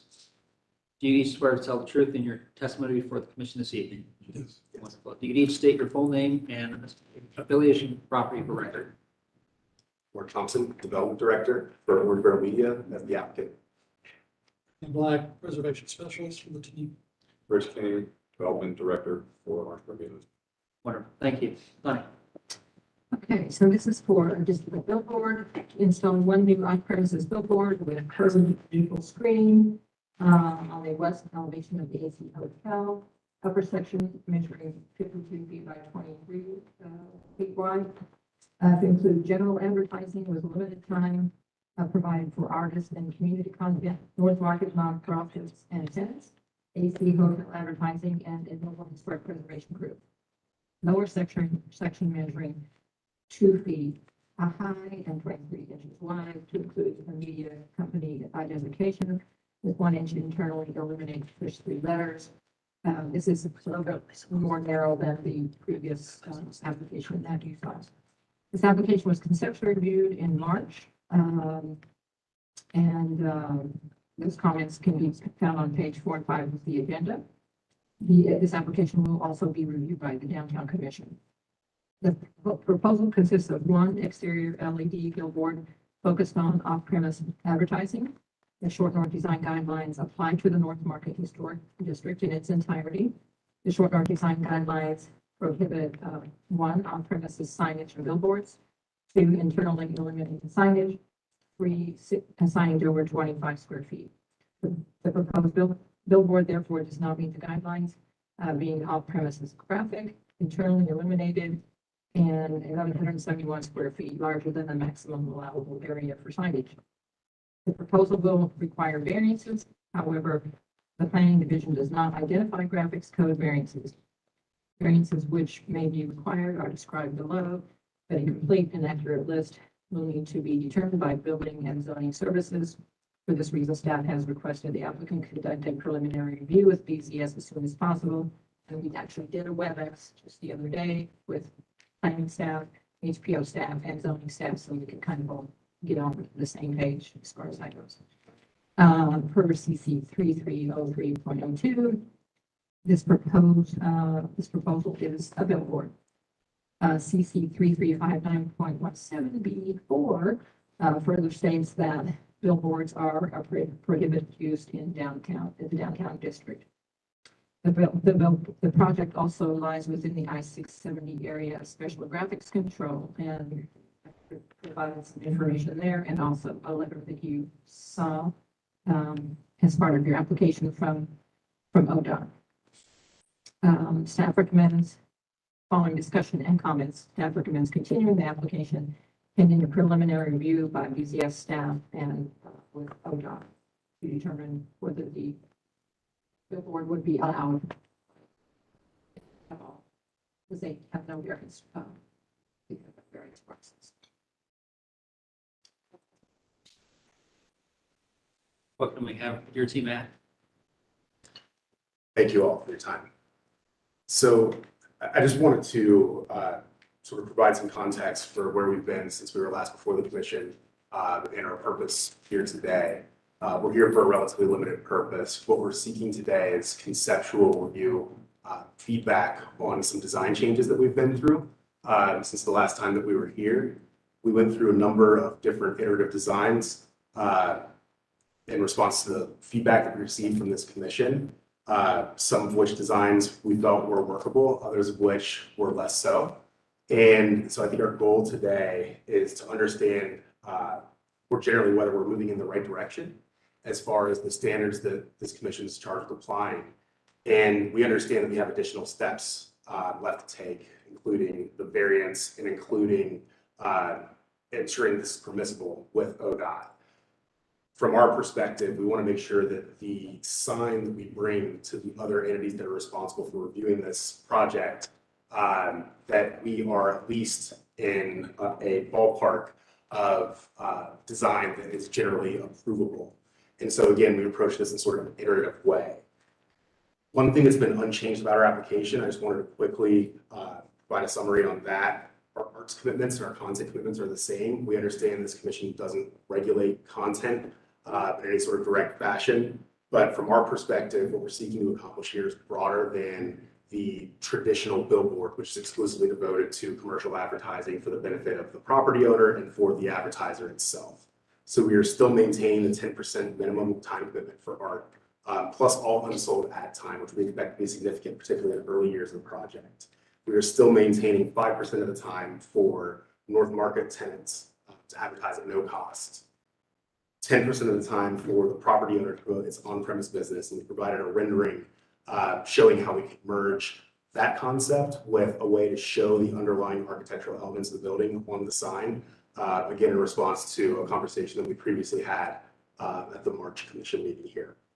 And then our 5% revenue share commitment to a historic preservation group, again, remains unchanged from the previous application, as does the 50% discount for other small businesses that are outside North Market, but generally the downtown area. We were happy to make that available at a discount to the national advertising rates. As far as the sign design goes, we've been through sort of 2 iterative versions since we were last here. There's one earlier in the deck where at the last commission meeting in March, I think it was suggested to us that we try to look at a concept where we would merge the existing AC hotel signage into the digital sign to have one continuous digital sign face and to have a sign that entirely covered the underlying architectural element, the darker materials here. We looked into this from several perspectives.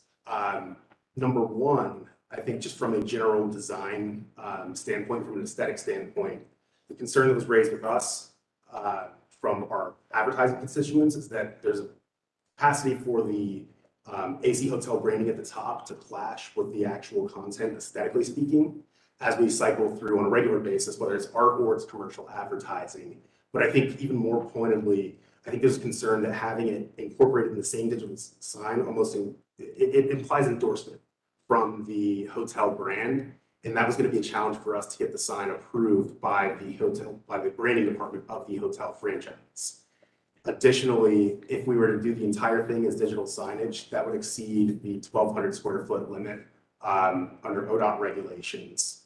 And then with the narrower footprint, we did have some concern that we weren't able to provide as much dynamic image, that it might actually make it a little bit more difficult to digest the information because, for example, words that spread across the screen would need to be able to be consolidated a little bit more narrowly. That's something that we're certainly willing to compromise on, as you'll see by our second alternative design. So for this design, our goals were twofold.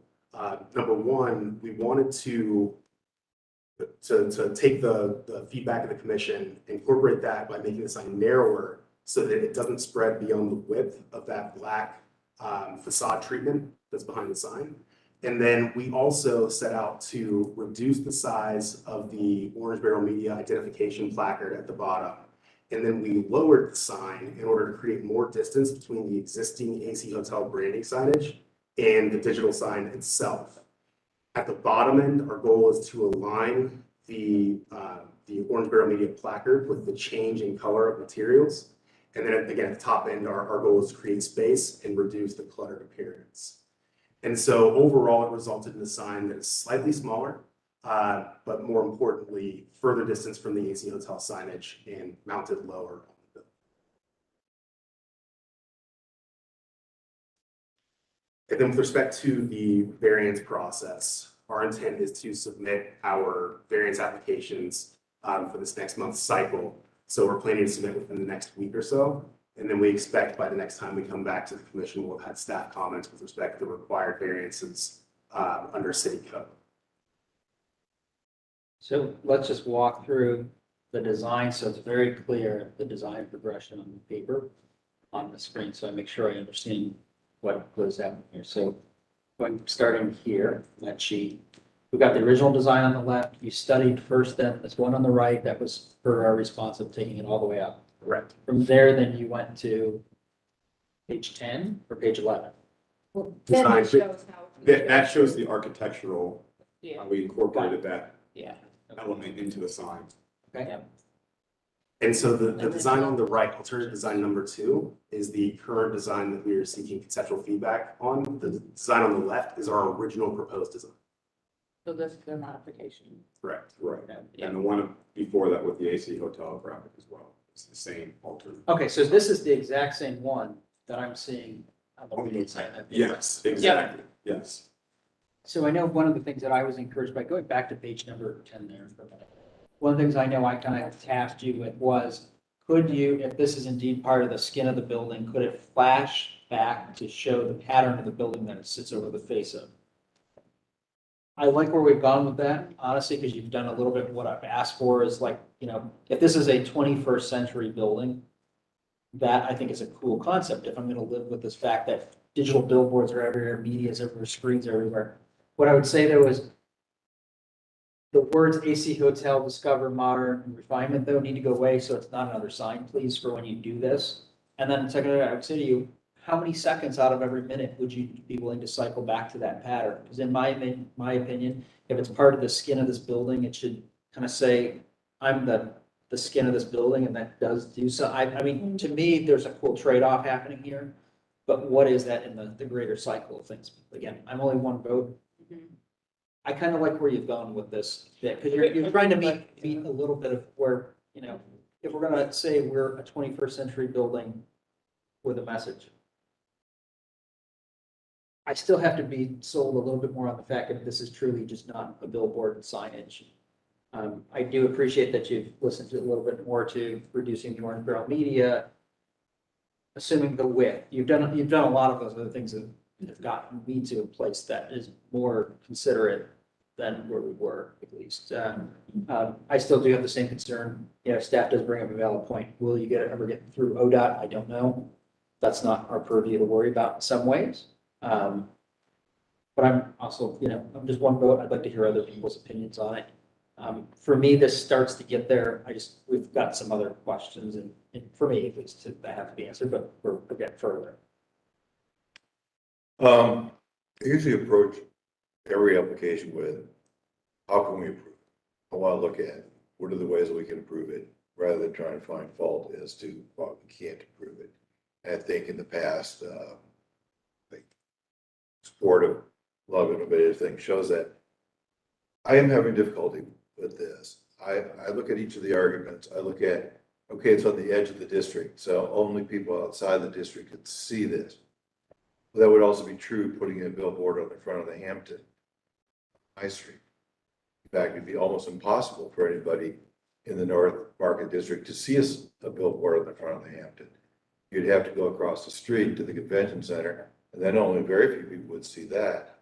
So how is this different than any other edge of any other historical district? We're going to allow it here. We have to allow it everywhere. Where it's only seen, and it starts to starts to break down. As I've said before, the donations and the content seems very commendable, but I can't find anything in the guidelines that says, because I'm always looking in terms of everyone has to be treated the same. I mean, if somebody else comes up here and says, I'm going to donate 50%, treat him differently than somebody that says, I'm going to only donate 5%, or someone who says, I'm going to keep it all. So that doesn't enter into it. I look at, I've tried to convince myself that this is a skin of the building. I think that's a pretty interesting argument. I don't think it is, though. I think it's a billboard when it comes right down to it. I mean, with this idea, yeah, maybe it's the skin of the building every 10 seconds out of every minute. But it's really not the skin of the building. It's really 3 signs on the building.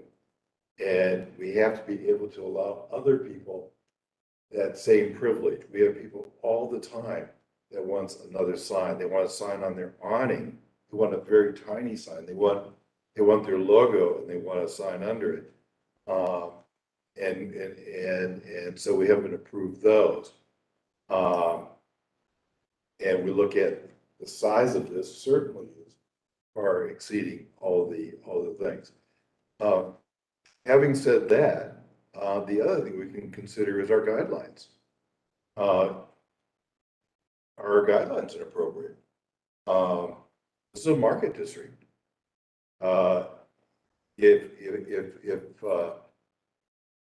So I guess my feeling is, if we allow it for one person, we have to allow it for everybody. If we allow it for you, we have to allow it for everybody, unless there's some overriding exception. For example, this evening, we approved a 3-car garage. And the exception was the size of that lot. And there had been a large carriage house there before, says, okay, we will allow a 3-car garage here. And we've done that in the past. We've done that for every single applicant that had an oversized lot, that had a history of an oversized building on the back. And so we've been consistent with that exception. So if we make an exception on this, then we have to be able to make the same exception for the Hampton. We have to make the same exception for the North Market building. We have to make the same exception for anybody else that comes before this commission, unless there's something very distinctive and very unique. And we've done those before. We have a list of approved windows, but someone may come in and their building is from 1969. And so windows on our list aren't appropriate. So we a test case and, say, okay, this may be more appropriate for a 1969 building than the items on our list. So I guess I would have to see, why is this an exception that is unique enough to approve? And would we be able to approve anybody else that comes up with that exception? So far, I'm kind of just hearing, well, we want a billboard on the side of the hotel. I think that I would say, going back to Joe's comments about changing the size of the sign and making it fit in the coloration of the building. If those words weren't on this particular rendering, it does, it's not the skin, but it's mimicking the skin. Yeah, but for 10 minutes or for 10 seconds. Right, so whatever that time frame is, but I do respect the effort in making the shift. Yeah. I think the other difference too is that this is facing the highway. So the Hampton is facing pedestrian view. There is no pedestrian walking past. Actually, you can see it from the middle of the park. I went over to the park and I stood between the 2 playgrounds and the recreational building there. And perhaps not when it's fully foliated during the summer, but 9 months a year, you would see it. You would see it much. More people would actually see it in the park. Yeah, you would actually see it by more people would actually see it. We don't know it's going to be built behind it. Maybe it's going to be apartment buildings built behind it. Currently, but that staff photo is in parking spaces, so it's still in the car level. It's not like pedestrians aren't walking right there, kids aren't playing right there. No, I think that's actually in the park. This one is in the park. Yeah, they're standing in the park, and this is with a lot of leaves out. In the wintertime. Yeah, it'll be. Yeah. Trees are bare, but so to the point though, in my opinion, it's different than the Hampton example, which I think is a great one because it's facing the highway and ODOT has a sign guideline in terms of the size of the sign that this modification meets. But fewer people would be able to see a billboard from the Hampton than would be able to see this. Fewer houses would. Well, and that's why they want it there. Right. No, but people at the park would see this. People living in the homes along the park can see it. If there's other buildings built on the lot alongside of the current hotel, my understanding is the current hotel owns that property. They had planned to build a parking garage and offices there at one time. So there are more people going to see it looking into the district than if the Hampton would put a billboard on the front of their building. If the Hampton would put it in front, only people from the convention center or in it would see it. So if we make that an exception because it's on the edge of the district, then we have to be willing to say that everybody else that wants it on the edge of their district, okay, and maybe that's what we do. I mean, if we set this precedent, I'm just saying, if we set the precedent, then maybe it is right that we do. Then we have to change it for everybody. You know, and I do want to bring up something here. We've got the request to move the large North Market sign come through.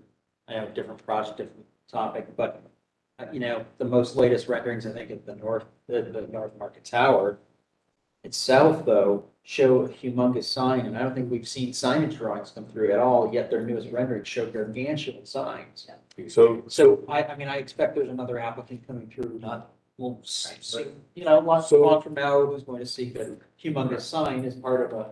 And maybe we need to rethink our guidelines. This is a market district. Historically, every inch of every building in a market district from probably 1750 to until Lady Bird Johnson did her anti-sign thing was cram-packed with signs. Isn't that what really, I mean, you know, that's what kind of produced the Times Squares of the world? Yeah. This kind of look and. And it makes it an exciting place.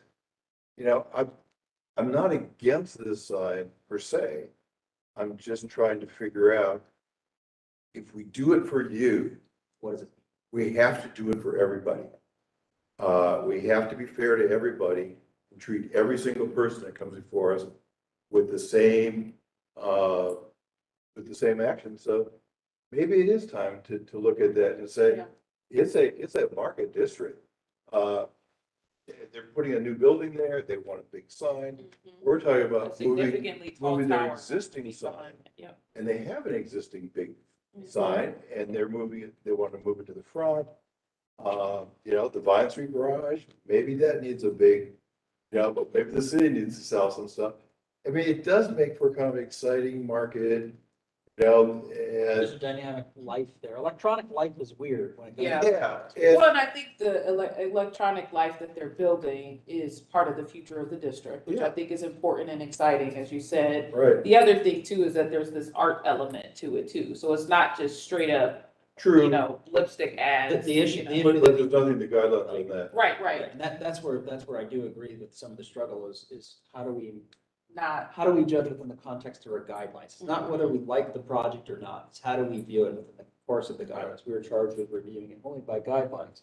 And if we tick and tie out to only guidelines, you know, right now as it is today, really, we have to render a no vote in many ways. I mean, But I think we're. or we need to very change our flexible. guidelines, because the Or- precedence is gonna Right, keep or what coming is the before great us. cause that really, what is the extenuating circumstance? What is the unique here? I mean, I kind of like the project, but what I like or don't like is irrelevant. Correct. Well, and I think this particular district, we have 3 sign-related things going on. It's not just North Market, it's Right. Agave, and like, so there is probably time for us to review To the look at. guidelines, because we don't have anything that prescribes towards this. I think based on the previous comments by the commission, they've made modifications that have gotten us closer to what Mhm. makes us feel more confident that we're not creating a detrimental precedent. I mean, a lot of our guidelines are based on that Williamsburg-ish, Mhm. you know, recreation of a Yes. history that was never Pointing to get there. precise and, yeah. And so maybe. It's not focused on placemaking and culture and Yeah. it's time to Would- think about that. What is a market district, Mhm. if not a lot of advertising Right. and a lot of marketing? How has the preservation staff, Connie, you included, viewed What in planning? and this? zoning? Yeah, like where are we in the feedback? Because again, we're not a planning commission just deciding, is this a good or bad project? Is it historically appropriate, looking at historic impacts? But Does it fit our guidelines? right, does it fit our guidance? So where has the dialogue with the staff for either supporting or not supporting gone, seeing the merits or the honestly, the lack of merit in this proposal? Well, I think, downtown commission, town village commission, which has a couple being proposed right now, and HRC staff, we all talk to each other all the time, and we are coordinating our staff reports, and they all are saying basically the same thing. They don't meet the guidelines, and yeah, perhaps the guidelines do need to be revised, and we're working on that slowly. We have the staff to do that. But this is a huge jump, it's not like, it's like, maybe they can be modified, but this is kind of a. This isn't a one This- foot this- for variance. This is a very huge first precedent to set, is what I'm saying, And one question I would ask, just as a part of that, one part of the sign to discuss is, will the commission feel comfortable with new applications that Columbus Sign submits an application for a wall sign, or they submit an application for a projecting sign, even that meets the current guidelines? Do you feel comfortable with them submitting a second attached sign below advertising their business? I really do not feel comfortable. Right, there's a potential moment in this sign as it's going through its iterations. And so just bear with me for a minute. There's nothing to stop this from actually being 10 separate signs at any given moment, because you not only have the AC Marriott logo still there on the building, you've got the orange barrel sign at the bottom, your name on it is still a form of sign. But then you have the ability to electronically sort of subdivide every, you can subdivide this into bands, if you will, and make it a bunch of signs. So I do get where the struggle is on the sign. What is the timeline of ODOT review? I'm curious, ODOT's comment, because they have parameters for the size of signs, and this is in their purview. So I also feel like there's some balance of that discussion too. If this meets ODOT's signage size, and our guidelines don't meet current state, needs, could we lean towards having some consideration to ODOT's feedback as well? Well, our major concern, and I don't know if you've read this letter, but and what they stated also, the 500-foot spacing from an interchange appears relevant to both of the proposed sites here and in County Village. And the most significant of the standards they're saying is that one. Most significant of the standards relevant to the proposals that are intended as advertising devices, the spacing from I-670 interchanges. It's important to note that neither the applicable statutes nor administrative code provisions provide for any system of granting variances for that. So, I mean, that's what I mentioned in our WebEx meeting, that, if they won't allow it because of the location from an interchange, it's just kind of a moot point. Right. But we're not. And they're saying they don't have variance process.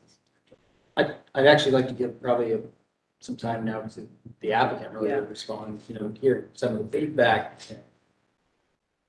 If I could comment briefly on the ODOT issue.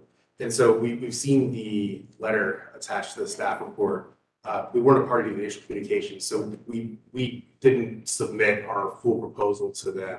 We're trying to understand the nature of that discussion, but regardless, there are a number of things that we would need to discuss with ODOT in order to get the sign approved.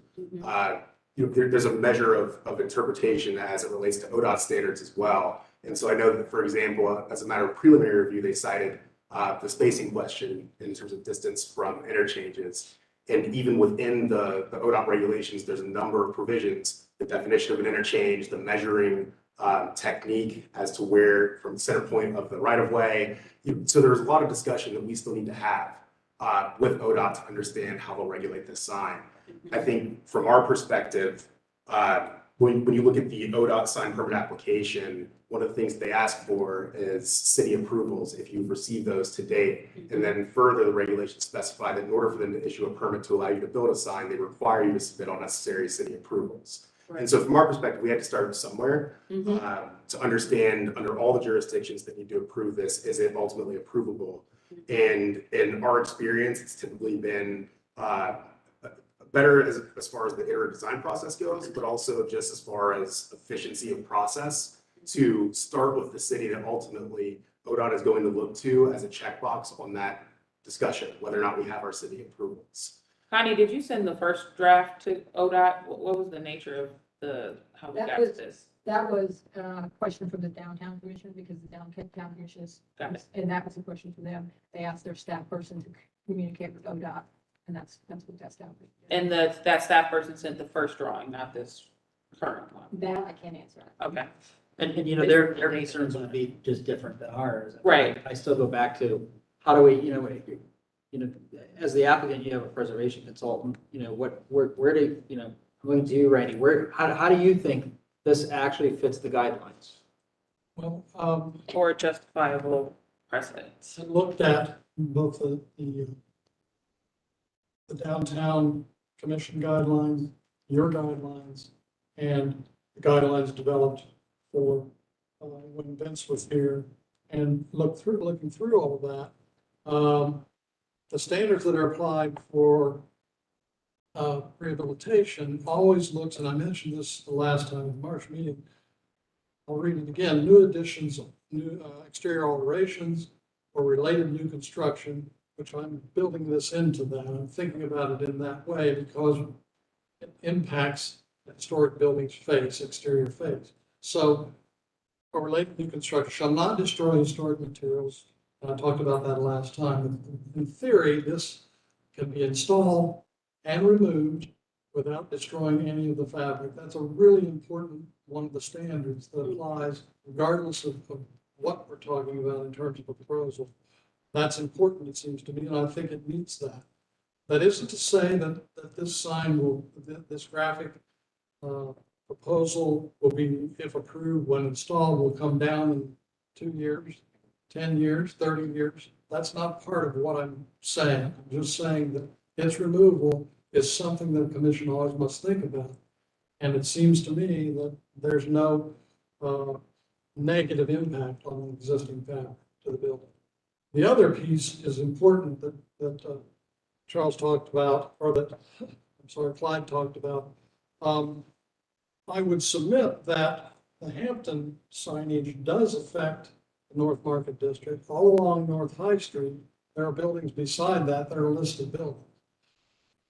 So signage on that property does impact not only across the street, but neighboring structures in the district. And my logic of looking at this is what I tried to, I hope I said succinctly the last time. That's part of the reason that I think this works here, because it can work here, because it faces a freeway, which is a non-contributing element. It does not impact any buildings within the district that are next to it, behind it, south of it, and certainly nothing to the east side of it. Question remains, how does it impact the Victorian Village component, which is the park, Widow Park? It seems to me that there's been a light study there that may or may not fit the bill for the commission, but it appears to me that this is such a unique location that it's specific to this site, and if approved, it can be built in a way that requires a lot of similar situations, similar locations, similar realities in order for this kind of signage to be approved in the future.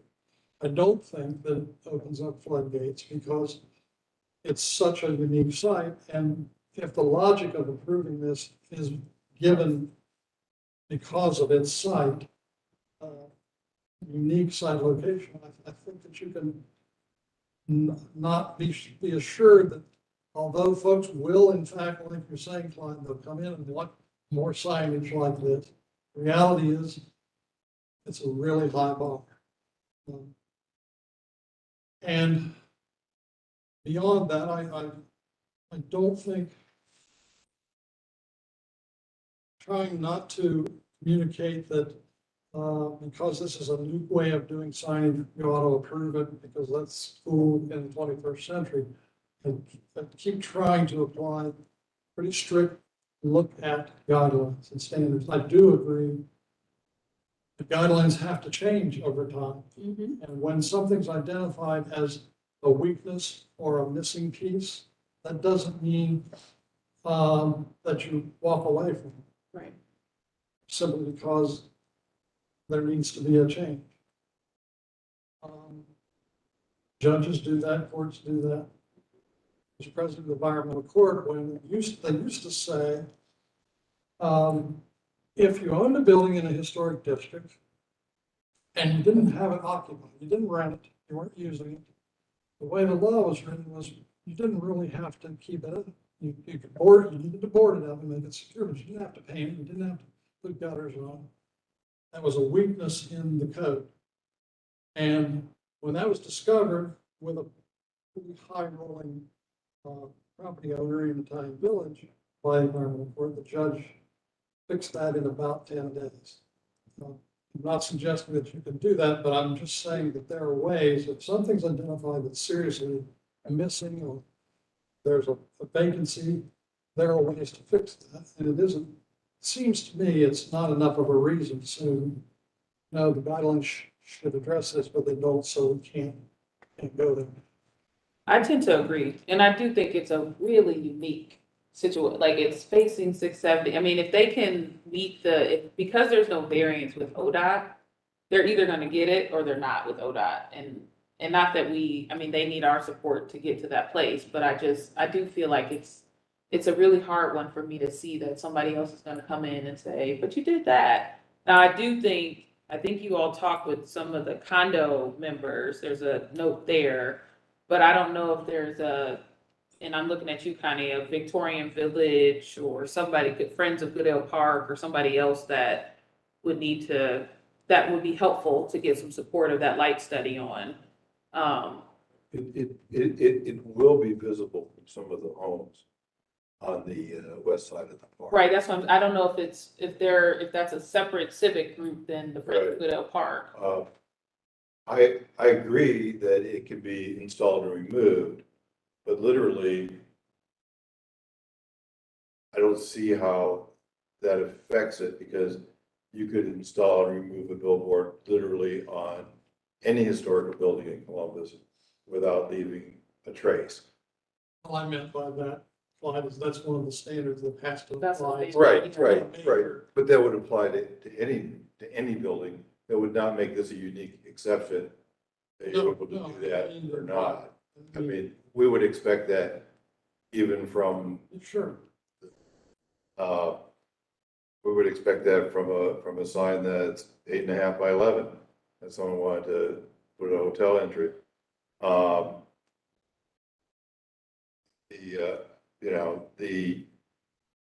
mean, ultimately it is a billboard. I mean, and to say the unique exception is that it faces 670. Well, that's almost like saying, well, your unique exception is that your building faces the convention center. Or the unique exception is that it faces the river. Or, I mean, to say that because it faces a highway seems a little artificial. I mean, But the pedestrian experience is what I think about the most. Is like, if it was facing a river and there wasn't a walking trail or something like that, I would say, well, one, why would it be facing the river, right? But High Street is just that's a pedestrian street. but people are walking behind this too. I mean, I Can don't you know walk if behind that? I don't think you can walk behind that hotel. oh yeah, Can you? yeah, it faces School Street.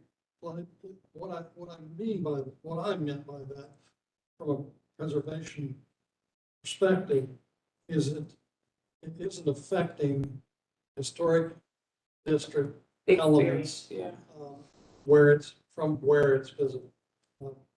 It's not impacting things south or east. Because that's not in the district. One could argue maybe there'll be a district there someday, or there should be more there, but the reality is that's one of the criteria for That's true. looking whether something fits into the purview and the intent of guidelines and the commission or not. So True, that's all I was trying to say. and I understand that point. But the convention center is not in the historical district either, or the church isn't. So if somebody wants to put a billboard up facing the church there, which is not in the district, do we say, well, it's not in the district, you really can't? Well, the district's right there, so I was gonna you would say. need to talk about visibility from everywhere else in the North Market District, just like on High Street next to the Hampton.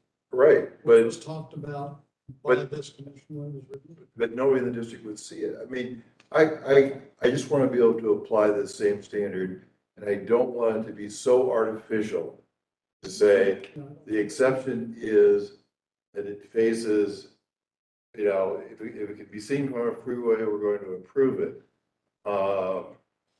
That seems a little artificial. I mean, I'm trying to figure out a way that's unique. I don't know, And how easy is it to change one thing in the guidelines? It's not. I mean, to make a addendum to the guidelines. I think.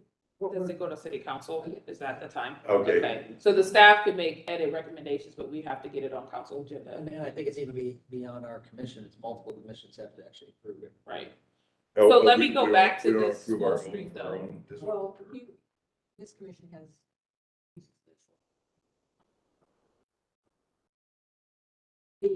These say in here somewhere, I don't know exactly. Oh, It says we're gonna, come up with, signage guidelines and. And we haven't done it yet. Yeah. And so that's why we use the short market. sign Oh, okay, guidelines. that's what we- Yeah. that's what we're trying to do. From any of our. Have you all done signs like this anywhere else in Ohio with ODOT? Do you have any precedents with them? With ODOT, so our headquarters signs, for example, those are a product of years and years of discussion with ODOT. Ultimately, those were not regulated as an off-premise billboard. But we do have signs of other state department transportation or state department of transportation patrol routes in other markets, where in some cases they've been treated differently because with the mix of content on the sign, they're looked at more as on-premise signs than off-premise signs. In other cases, there are specific exemptions we relied on. In other cases, we've satisfied the requirements to receive a freestanding permit for those signs. So we've taken a number of different approaches depending on what the circumstance requires. So I'm trying to get at your point of not liking the 670, because that's what makes it truly unique to me. I don't think somebody experiencing the North Market District is experiencing it on the backside of this building. Whereas somebody experiencing the district is walking down, the streets and up and down High Street. So, I want to really understand. I mean, we don't have to reach consensus. I mean, we Yeah. can vote, but- I just want to be able to say to the next person that's sitting there and they want to put a billboard up. And they say, but it's only going to, I mean, are we saying the exception is 670? What about 71? What about a billboard? That faces any other freeway? We know there's already existing digital billboards already now, so in other places, we've all seen that, right? So With respect to the But general from a ODOT, historical district, visible from a historical district. if I could respond to the concern about the standard that will apply in future cases, I think, a lot of what makes this sign unique is the fact that it faces 670, but that's almost a proxy for a broader statement, which is what else is visible at the same time as the sign? If we're trying to put ourselves in the position of the pedestrian who's walking around the district, are there other contributing structures that are visible at the same time to the point where the visual impact of that sign is having a broader impact on the historic character of the district? And I think based on where the sign is positioned, not only that it's facing 670, but also the nature of the structures and the lots that are behind it. So there's a lot of underdeveloped space. There are newer modern buildings in that area. It's, if you are looking at the sign, the other structures that are within your view, in this case, standing outside the district, but regardless of whether you're outside the district, I feel that it's more consistent with those uses and with those structures than it were if, for example, you were talking about a sign on the Hampton where right next to that building, there is a contributing structure. That's, Yeah, but the Park Street Bar, I think, is right next to you, across the street. across the street, so he's, Okay, so are we saying that we can put a billboard anywhere in the district as long as it's on, as long as it's not another historical building on that same block? I mean, that same viewpoint, that vantage point. I mean, If they proposed this billboard on the side, I probably wouldn't like it, right? I would understand your point, but I really feel like it's on the rear of the building, not a part of where people are experiencing the district. They've modified it to as much as it could feel like the skin of the building. okay. It meets the size of ODOT's requirements, which would also be a question of, well, what would ODOT say? Is this safe? Does this create a safety issue on the highway? Are so- we willing to approve a billboard on the back of the Park Street Bar next to them, which would also be, I can't tell from that photo, but I think you can see the back of the Park Street Bar from 670, and you can't see it from any place else in the district. Are we willing to do that? Because it looks like it could be the same criteria. I mean, I wouldn't have heartburn about it. I think it might start looking like Times Square, right? which is probably okay, except for it would look like Times Square. But I wonder if Facing it would outward. meet the ODOT distance requirements, or, would there be some other, extenuating circumstance that would limit that, We ability? could probably sort of talk into hypothetical Right, circles all plant laws.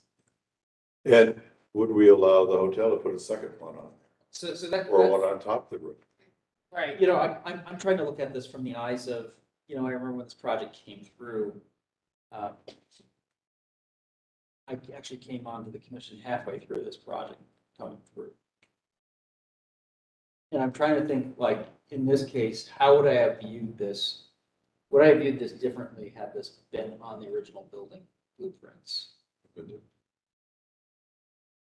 And how would I have perceived that day one? What about in the context of what's happening across the street at North Market? Because the district is changing drastically, so I'm also trying to keep in mind, that's a mega development across the street. It is, and that's why I think we should question our guidelines. Right, I do. I mean, completely, because that's a pretty major change Absolutely. in there, and to really say, okay, what is a market district? Mhm. Or if we do this, if we approve this, be very clear that we're setting a precedent and allow be willing to allow the Park Street Bar to put up a sign, or allow the hotel here to put a sign on its roof, like it's a bad sign. It's the back wall of the AC, pretty much further west than the back wall of the park. I don't know. I'm just looking at the photograph. Really, I mean, I haven't driven it and to look at it, but that's a little deceptive. It's much Yeah. bigger and further back. I mean, but in theory, they own, I think you're right. This is set, yeah. but they could also put a billboard on top of this. The condition would be exactly the same. If someone you come back next 6 months and say, look, we want to put a big billboard on top of this, I'd say, sure. If we did this one, I'd say, sure, absolutely.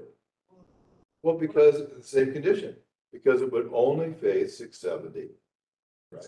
But it's an additional large sign, so it's a very different reality. Well, but this is a very large billboard, and it's really no different than a billboard that'd be on top of this building.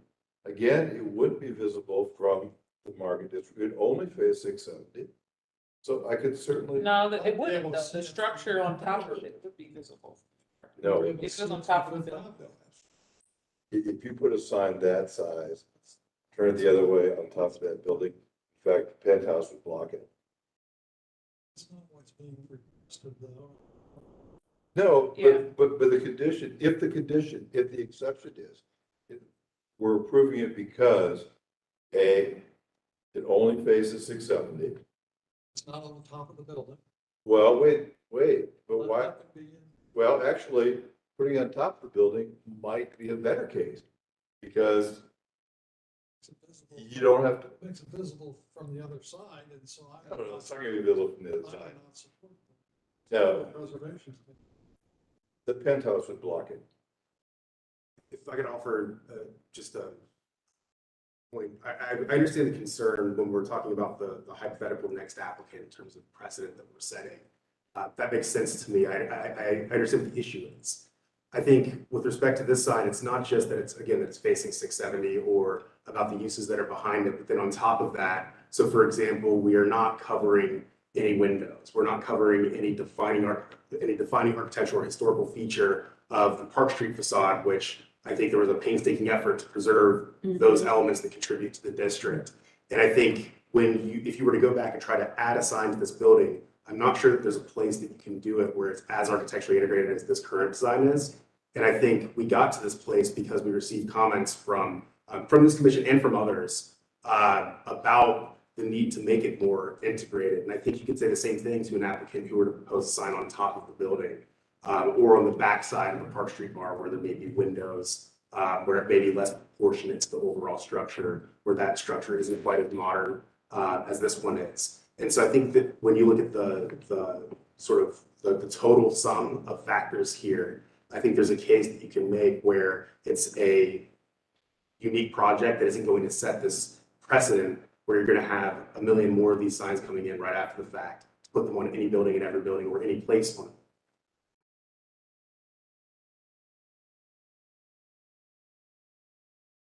So. Or you got more comments, kind No, of this is just conceptual, but, you know, Right. what I was gonna say, I think is what you're gonna say, that, you know, the commissioners are not here now. Is there anything that anyone else thinks that they have that would be substantially? You know, what I actually would love to see possible is to, you know, I think calling special meeting here on a day that our full commission could go actually be out there in the park or be out there and see this very viewpoint, I think is important. And or be around that district and to understand the life of what could be the signage life in a district. I think it's equally as important. I mean, we talked a lot about viewpoints from this district to and from it, adjacencies. I think that's an important thing for us to do because this is such a huge topic that changes so many things that we have voted on, you know, looked at something and how something was decided. And I think we owe it to ourselves to do the due diligence and, you know, to make sure we're all seeing sort of the same thing here. You know, photos can be sometimes trimmed up in a way that it looks like something. I just want to make sure I'm seeing the full width of what it is to stand at this very spot. Well, I guess I can't stand in this very spot. I do drive this very spot quite often. But to be in the park or to be on the edge of the district or to be, you know, coming into the district from the north, going southward into the district, just to make sure that we understand what this thing really is on the building. Additionally, does this thing have a little bit, you know, curve or convexness to it? So to understand what that really is and what that really looks like and how does that change the image and its brightness. Right. I also don't know if this is a crazy idea, you know. Do you have a 2x2 sample of what this LED digital panel is that could be like momentarily put on the side of the building so that as we're walking, you can see like, oh, that's how bright it is at 2 feet and that's how bright it will be over the course of, you know, 1,200 square feet. To kind of get an, Similar to to your get, yeah, headquarters sign or no? you know, because this is Those very are different. This is Oh, very separate, yeah. different. Just get an idea of like, okay, how bright is the image on this building? But- How bright is it gonna be at night? It doesn't matter how bright it is. I mean, You know, what if this were a non-illuminated paper billboard like in 1920? Would we really have the same? If it was I still don't know. art. I don't know. because I tried to figure out how can we allow everybody else to put a paper 1930 Okay. thing up? And I mean, if we can be convinced, do it on this building. And I agree, I think it'd be kind of cool. I kind of like the idea, of the excitement of the sign. I think it has a lot going for it. But then we also have these guidelines that. we're kind Our of stuck guidelines with. don't meet this though, so. Right, but it's sort of, I mean, we're a judicial body. Correct. So, I mean, a judge can say, oh, well, yeah, that's the law, but I don't care, 30 years. And we'd say, well, that's pretty unfair, you know, because the citizens expect us to act as a judicial body with consistency to everybody exactly the same, regardless of what we like or don't like. We need to look at what's our guidelines, whether we like our guidelines or not. What do But they in the absence of a guideline, I think we're making a recommendation. Well, in that's the still- absence of a guideline, I don't know that we take action. Yeah, The but, lack of a law doesn't mean you take necessarily action. right, except for we do have guidelines, Yeah. we don't have, All of these things are right. yeah, we have the guidelines. If we didn't, then it'd be easy, then they would go, oh, no guidelines, fine. But the problem is, we do have them, and we have an obligation to apply them equally to everybody. I do agree. And so we have to kind of figure that out. And we really need to think it. Do you agree that this just, I mean, this is just, yeah, you know, so another question, I guess, is, you know, what is the thoughts on your timeline? I mean, is this a 1 month thing, a 3 month thing, 6 month thing? You know, We're expecting to be a multiple month process. So from the time that we submit our application for a variance, it would need a month for staff review. This would need to come back to this commission, the downtown commission, for a recommendation on the variance. And then it would need to be scheduled with city council to hear the variance. With the August recess, we're anticipating that likely wouldn't happen until probably September. So we're looking at a several month. and then there's still the actual drawings themselves, even for the installation, the application. I mean, what is the core missing piece for our guidelines? Like, what is this not? Well, I think what it is that, I mean, can't look to exactly where it, let's see. You go to all of this stuff in here where it says signs that will not be supported, and it talks about LED, and it talks about off-premises signs and billboards and so forth. So I think what it would be is, as we work on revised guidelines, which is going to be a document that will apply to all commissions and all historic districts in the city, it's going to be a discussion with Italian Village, Victorian Village, Huron Village, HRC, to discuss. It says something in here about new lighting technologies will be considered on a case-by-case basis. Each commission should consult with the other commission in considering a proposal for new lighting technology, and that's talking about Italian Village, Victorian Village, because that's who these were written for originally. But I think that's what the process is going to have to be. All the commissions Case by case. deciding what's going to go in the new guidelines as far, probably a lot of this will be used in the new guidelines. There will be discussion with all of the commissions, and how do we go forward with new technology with larger signs? Is that where all of the commissions want to go or not? It's not going to be just like one commission pulling it out and saying this is. Is downtown moving towards favorable review? Is the downtown commission? Isn't, I mean, I don't know that it's even important that we know. Well, she just said that we Look at concur. this, look at the sign that's is it high in town, you know? They don't think that's appropriate now, you know, it covers up half the front of the building and the side of the building. That's not where we want to go, you know, based on what downtown commission is. Right. What they. But that's facing the pedestrian walk, like, it's just a different context. I feel like I have enough, just like to your point, to justify if a similar sign came before us, I would be thinking about where is it being experienced in the district? That matters to me. This is the back of the building, facing the highway, I see that. you know, What's its impact on the historic value? Yeah. Well, the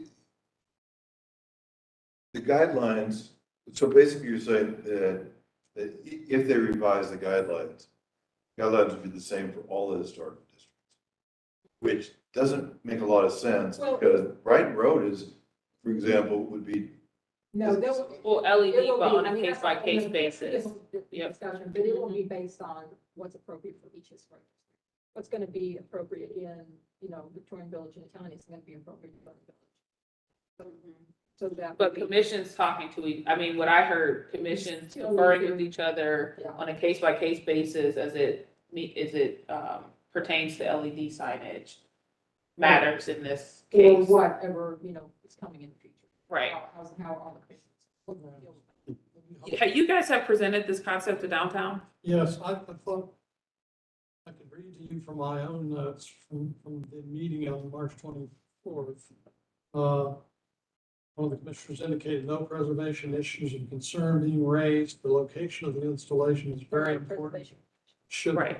what's that? They're not a preservation commission. I didn't say they were. I'm just saying what they said at this meeting, and they have the review authority for this as well.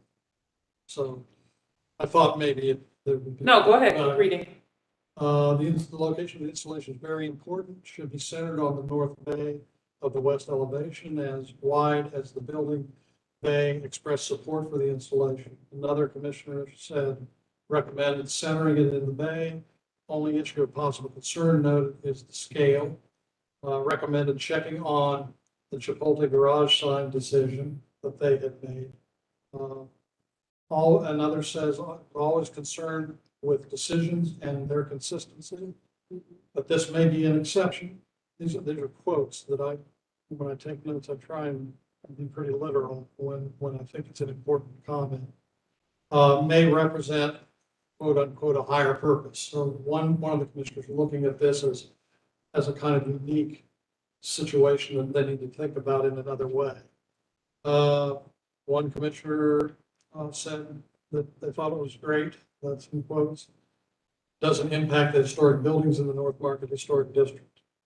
And finally, consistent with the convention center signage facing I-670 East being developed, which has not been approved by the downtown commission. Well, it may have been by now, but by then it hadn't been. Didn't voice any concerns with the concept. So those were my notes for what they were. Here, how would you like us to? I mean, it's only conceptual review, so I think, We have one more conceptual. yeah.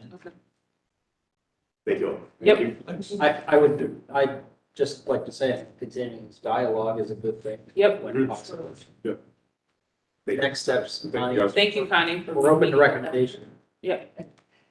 Yeah, open to recommendation if you kind of confer with the, whoever staff downtown. Do you staff downtown? No, you don't staff downtown. No, Lewis Taylor. Yeah, Yeah, we're all the same. if you can get some comments from him too, I'm favorable, just to put that. I think in this case, though, if we continue this project moving forward, though, I think this warrants A, special meetings, and B, joint meetings with downtown. It is a huge game-changing topic, Yes, and I think we need to fully understand what the other body is saying, that we cast separate votes. We need to kind of know what the lay of the land is and expectations, and I think that's important. For what it's To know worth, pretty clear. signage, graphics, artistic renderings on buildings go way, way, way back. So there is a tradition here, something to think about in terms of development of time. I totally agree with you. I mean, if you walk into this district or most commercial districts, anytime from 1830s to 1960, it would be covered with graphics, and that's probably appropriate for certain areas. I mean, you go to areas in Seoul or even in Europe that, I mean, it is just, it's dense, and there's a nice excitement to it, and this is a nice, exciting sign. We just have to figure out kind of how to do it to be consistent with everybody. In fact, if you want to put more signs up in the district, do it. It might be a good market for you. Thank you. No, we appreciate it. Thank you guys for coming. Thank you. Moving on to our last case here under conceptual review, yes. Thank you for telling us. That's 1462 Brighton, right? Yes. So HR 22-6-021. Coming up, sir.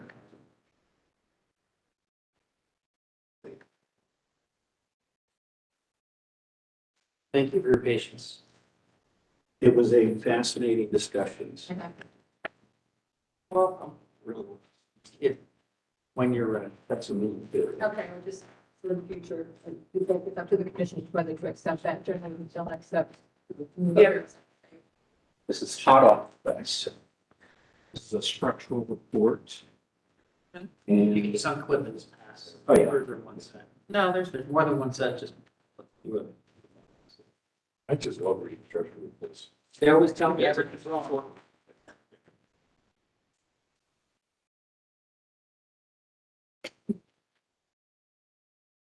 You have a copy of that, or do you want your from the structural report? oh, I'm sorry.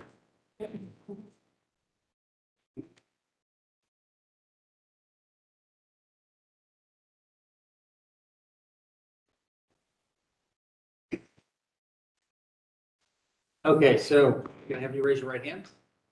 You swear to tell the truth in testimony before the commission this evening. I do. Wonderful. If you could state your full name and affiliation with the property for record. Bart Overly, Losky Overly Architects, architect to the client, which is First Space. Great. Okay. Okay, so this is sort of a major renovation to this entire property, including renovation of existing building, demolition of a 1.5-story carriage house, and new construction of a 3-story garage, also including a lot split for the new carriage house. This brick house was originally a single-family dwelling. It appears a first-floor facade window opening was changed to a door opening when converted to a 2-family dwelling. Sanborn maps show a porch wrapping from the facade onto the west elevation. The ghosting of the porch roof line and engaged columns remains on both elevations. While the side yard has been reduced and would not appear to allow room for a porch to wrap around on the east elevation, the ghosting on the facade should be considered in the design of a new porch along the facade. A circa 1962 photo indicates that the existing metal front porch roof may have been in place at that time. It should be considered whether this addition has gained significance in its own right before allowing removal. Sanborn maps indicate that an open porch existed on the rear elevation at least until 1950. The existing concrete block addition was constructed after 1950 or is a modification of the original porch. If approved for demolition, any new addition should be pulled in from the edges of the historic section, which develops materials and door and window openings should be compatible with the original structure. Demolition of the contributing buildings, such as the carriage house, constitutes an irreplaceable loss to the quality and character of the property. Structural assessment of the building has not been submitted, but you have to write down. File photos from the 1990s show a low stone retaining wall along the sloped sections of the front and east yard. A block wall along the rear flat section of the yard is not compatible with the historic landscape of the neighborhood. Provide comments for conceptual review, no action required. My first question just for staff is, have you been able to see this proposed structure for demolition? Okay. Are you willing to, or will you have the time to do that? That would be great. Yeah, I probably have, supervisor folks be. Turn it over to you for additional comment. Okay. So yeah, there are a few pieces to this, but first of all, the client purchased this property in April of 2021. So the conditions of the carriage house in particular are the result of prior negligence of prior owners. Zoned R3, it is currently 3 apartments. So there are 2 apartments, flats, in the converted 2-story structure on Brighton, and then a 1-bedroom small apartment above the garage. And that was my typo, actually. It is not a 3-story garage, but it's a 3-car garage that we're proposing. So my visual assessment, first of all, the client really wants to return the Brighton Road structure to a single-family home, and I think that the work that they're going to do to the existing structure is significant. There are some pieces of demolition that we'll get into on that piece, but I think to return it into a single-family home on Brighton with a lot of other development that's happening there is a significant piece of this. There's a lot of maintenance that's involved, including typical things like soda blasting the brick and doing a lot of brick and limestone repair, cleaning that up. We would be replacing windows with approved window products by this group. The carriage house itself, my visual assessment is, to be very blunt, it's in bad condition, and the structural report certainly supports that. The north facade of the building is bowing anywhere from 1 inch to 4 inches. That brick is coming out 4 inches towards the center, and I think it's because it's had a number of modifications over the years. They've chopped the windows into it. They've converted it. It used to be a 2-car garage. They converted one of those bays into part of the apartment that went above. There's significant water damage that has taken place, and the brick is swelling.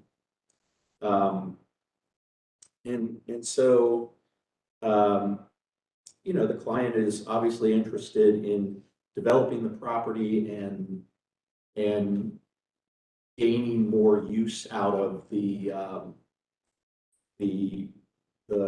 types of units that are available. So it's currently 3 units. It will remain 3 units, but we're juggling the 3 units. So we'd have the 1 single family on Brighton, and then we would have 2 units and what we're proposing, which is a 3-car garage to the north of the property, with access to the garages made off of the same alley that the current garage accesses. If I could just jump back quickly to the building on Brighton. It was mentioned in the staff report, the molded block addition that was produced, I think you said Sanborn, maybe in the After 1950. after 1950. It has no real foundation. It has about I would guess 12 inches of crawl space, and the foundations are not deep. It's sagging. I typically like those pressed block pieces, but it's not particularly well integrated into the main structure. And so as we've developed the planning for the building, the thought there was let's propose demolishing that piece. It's got a low ceiling. It's not integrated with the 1-story piece, which is directly to its south. And let's find a way of integrating those pieces, make it still feel like it's an addition, but do it in a more meaningful way. Because of the planning of the second level, which would have an owner suite, we're proposing doing a walkout terrace off of the second floor, which would bring the heights of those two flat roof structures to the same height. That's something that we would come back to you with more information as that develops.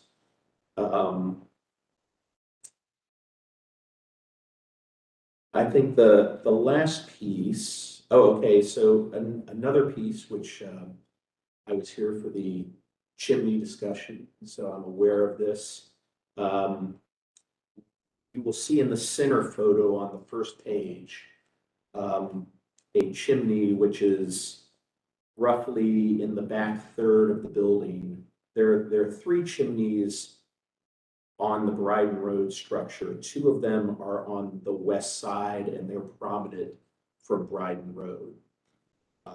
And we are not touching them. We want to maintain those fireplaces in the house and in the planning. However, the fireplace and chimney that is to the back third, we would propose demolishing that all the way down to the foundation. And so we'd like your opinion of that. It's as I said, it's not something that is prominent to Brighton Road. It is visible from the side street, obviously. And it's also not a deal killer for us either. I mean, there's certainly ways we've done it on other structures where you raft it in the alley or in the attic and you can maintain it, but it just doesn't, my personal feeling is if it went away, I don't think I would necessarily miss it in terms of the character of the structure. And then finally, and this is probably the last piece of the work, the client then wants to lot split this so that they can sell the Brighton Road as a single family home, and then rent the 2 apartments that we're going to be looking at as a replacement to the carriage house. I'll show you 2 schemes. The one that you have in your packet is the first that we produced for them, which in my opinion is a bit massive. It's taking up too much of the rear yard. We would have had to apply for rear yard variance. And next page, there you go. So it was the thought was, let's turn the apartments to Miller Avenue and have some street curb appeal to Miller,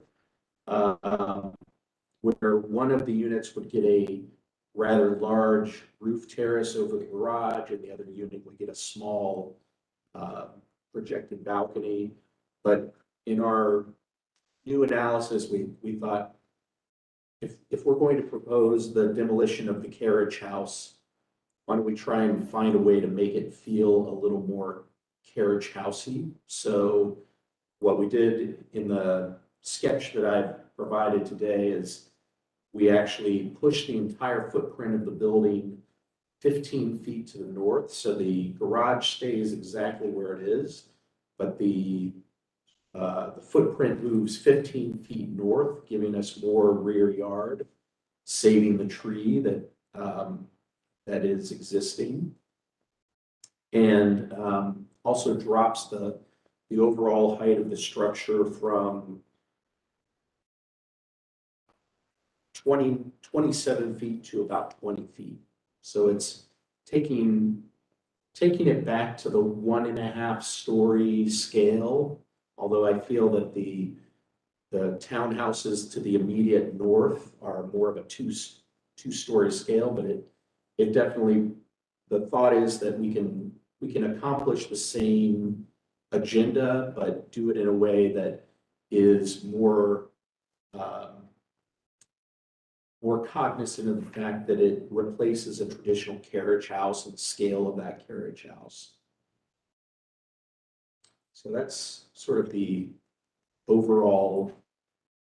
So where on the site plan are you saying that this 2 apartment building would be?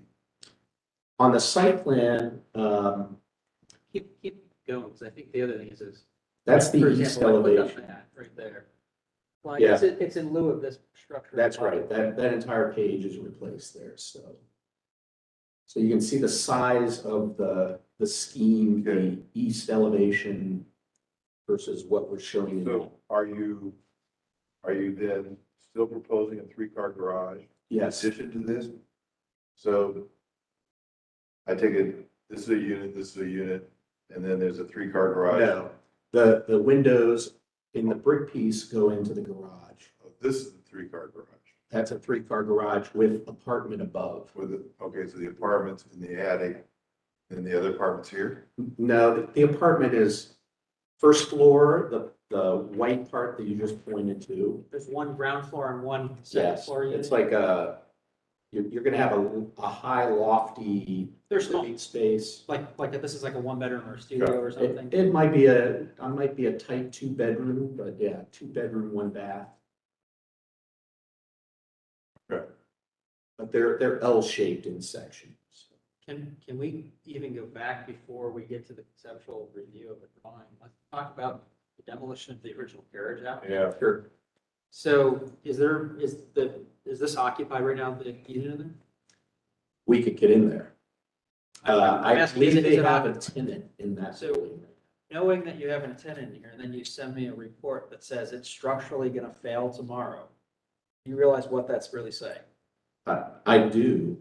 I mean, Okay, I just, I'm not the client, you know, but I do- that's. I do it's, you know, express your concern. we have been told that there, could be lots of issues in here, that this thing is going to fail. And, structural engineering is telling us to tear it down, yet your client has a tenant living in it. Yeah, I just really want to know, really understand that. yeah, I A believe residential tenant, right? Yes. it's a residential tenant, and I believe they have accepted some sort of a long-term lease from the prior owner that they had to. The Brighton Road structure is completely unoccupied, so. I care less about the main house versus, we're talking about demolition of a building that it says this movement is to an extent that the structural integrity of this building is in question. Yeah, I mean, honestly, I have to tell Connie tomorrow she should be sharing this with the code division and getting the person out of there tomorrow.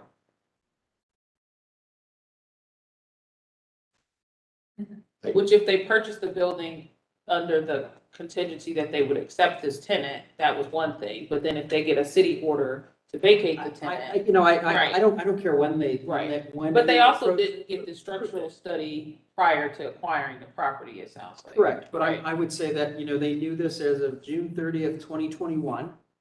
That's the date on this, June 30th, 2021. After they purchased. So the the person been living in danger of their life For for a a year.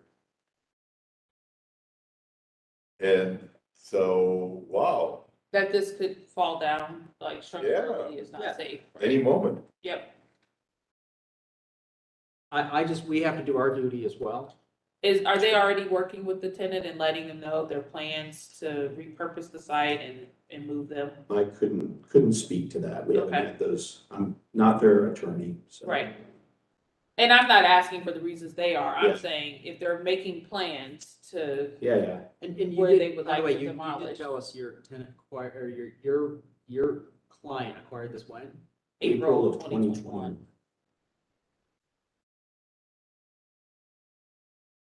I would have to say, under the guidelines, again, we go back to the guidelines, it says you cannot neglectfully sit on a property. So what has your client done in a year to remedy the bad conditions in this property to preserve it? I don't know, but I find that a relatively short period of time that we're talking about. This damage was If I done. had a structural engineer tell me the integrity of this building is compromised A year ago, yeah. a year ago, you better hope that there's actually somebody doing emergency stabilization tomorrow. Again, I'm not their attorney. But you are a registered architect with life, welfare, safety in the best interest here. And you know, we're sitting here talking about if this is indeed accurate, Mhm. telling the truth. I can send that message to them tonight, Please. and I will. So let's say it wasn't occupied. Let's say they have the conversation, it's not occupied. Demolishing the structure because it's less costly than rebuilding it. Well, I go back to, what do the guidelines say? The guidelines say if your client cannot afford, or the homeowner cannot afford the project, then the economic conditions are that you have a path, and that path includes reselling the property to somebody that can afford to do something. Now, we have to consider, is it an emergency demolition because the integrity is so bad? You know, we have the barn on Town Street. You and I went in to check it out. We went in to check it out in its compromised condition, and It was, And I can tell you, it was held up by steel cables in a compromised condition, and there was nobody in it, and it was a very different story, and you could Right. see daylight through it. And it, it was pretty rough, and I actually don't know if they've ever taken it down yet. Yeah. They have not taken it down. I mean, it was literally leaning against guidelines to a electrical utility pole. Was the only thing that was keeping it up. And it wasn't straightened out. I mean, you couldn't straighten it out. Like, things are leaning a little bit. There's lots of ways that you can do cable and you pull it back into position and you brace it and you do all kinds of stuff. But this was so far beyond that. I'm not saying that I wouldn't hear a case for rehabbing this existing carriage building, potentially even expanding the carriage building. Could you add on to it even? Could you keep the original mass and, you know, even if it's gutted on the inside so that its original four walls and roof line were intact? Could an addition be made to it to get a compromise that we don't lose all of the historic footprint and integrity? Well, I'd respond in a couple ways. Yeah. Number one, the bowing of the brick 4 inches in 20 feet is significant. Okay. In my opinion, as an architect, and I know we have other architects on the commission. I feel that that's significant. I feel that the amount of money that you would spend to remedy the situation with the carriage building as it is in its current condition is so upside down that even if they sold it to another person who wanted to spend $500 a square foot to remedy everything about that building, I'd be hard pressed to find that person. I think the next owner would want to do the same thing. I just don't feel that building is in a salvageable condition. And I've worked on other projects.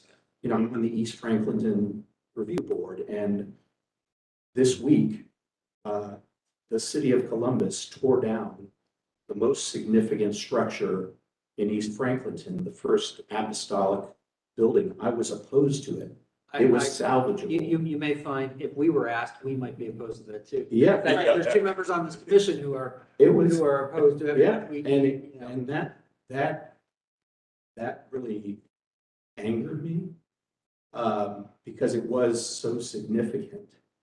I feel that if we can do something that nods to this structure with the scale, with the character, You know, I think about the people living across the street from this, and I would love to, you know, talk to them. I'm sure they would love to see something happen with this property, and it's not going to happen anytime soon. In the, you know, that building is going to sit because it is too financially upside down to do the kinds of things that you're asking. And if I felt that was possible with this structure, I would be proposing that to the client. Is it possible to propose that your new building mimics the exact footprint and elevations in part of what you see there today? A rebuilding kind, if you will. Like a complete replacement. Let's make believe that it was just a rebuild. No, I don't think they'd be in favor of that because the existing footprint, the garage is, I believe it's 18.5 feet deep. It's not deep enough for modern vehicle. They want the 3-car garage because they're going to have 3, you know, they're up against some parking issues on the site already. They're going to have a parking deficit in either case, but they would like the 3-car garage. That's an attractive part of the redesign. But so I absolutely get that desire. I think we could do something that, as I said, nods to it, but is not going to be, let's forensically rebuild it. I think, I'm sorry. Me personally, I think making adaptions for the modern vehicle and making some other things, I think, is where the rules should be bent. Where the rules should be bent, you know, not, you know, I'm not expecting you to put verbatim lath plaster exactly Yeah. 19. No, I get that. Whatever the technology. You're asking about the overall massing being Yeah, exactly but the same. could you at least in spirit sort of extrude and reuse and sort of, you know, look to this form to generate your new plan? I think I could get there if it looked like, kind of like a building with some adaptation with maybe a tasteful addition. So Which what do I you think think of this that? kind of That's what we're trying is. to It do. matches the roof pitches. But It's hard to even tell. windows and doors, Yeah. I think I've got to see a little bit more. Relook at Yeah. the windows for sure. Captured. Well, the other thing when you talk about the 3-car garage, we approved a 3-car garage tonight, I heard that. I was excited. but it was a much bigger lot. Huge house. Yeah, huge. It was Yeah. a huge house on a bigger lot. Looks like, did you say this was a larger lot at one time and then part of it isn't anymore? It's a wider lot because it's a corner. But it does have the right of way. It's a little weird, but it's got a deeper right of way. So I'm sure it was a larger lot at one point and then they probably took some right of way. Yeah, they did. That's why the porch won't fit on that side anymore. Yeah, that's what I was sort of, so, Wait, on which side? On the south side, Yeah, there was a porch right Sorry. around the east side. the side, and it won't fit there anymore. What a character defining thing that's gone. yeah, and so what's on that? It's a right of way, but is it grass? Is it, It's grass. it's grass, but it's not owned by the city? Is that the scoop or? There was a stone, low retaining wall there. It's gotta be, I think it's right of way owned by the city now, but it's grass. It's grass. Sorry, we have debates about retaining walls all the time. All the time. Here, the one that was the precedent is gone. Yeah, because I guess one could make an argument that even though it's a narrower lot now, that in fact, it still retains the essence of the larger lot because there's nothing built next to it. So it is sort of a larger Feels like a lot. larger lot. A larger lot, and that is grass. I mean, I think that's a reasonable argument to bring forth. It's not like it's squeezed in between two buildings that Now you're saying you want to do a lot line to lot line. Right. Well, you do want to do a lot line to lot line, 3-car garage, but there's some lot next to you. Yeah, we're not pushing right up on the, we're not doing firewalls. Yeah. Close. Compared to like the one that we approved earlier, there was actually another building alongside the garage. Yeah. And, it was a much larger and retained the essence of a much larger. I mean, really. The original was a 2-car garage and then they converted it, right? It was a 2-car and then the glass block is where another bay was. The other thing is we're pushing it south a bit because, yeah, and the carriage house sits right on the property line. And the alley is at best 15 feet. I think it's actually, I measured it, I think it's like 16 feet or something. So we have to push this back so we get 20 feet of clearing. And we've allowed that before. Yeah. On narrower, so we're consistent on narrower alleys, we've done that. Was a lot wider than you.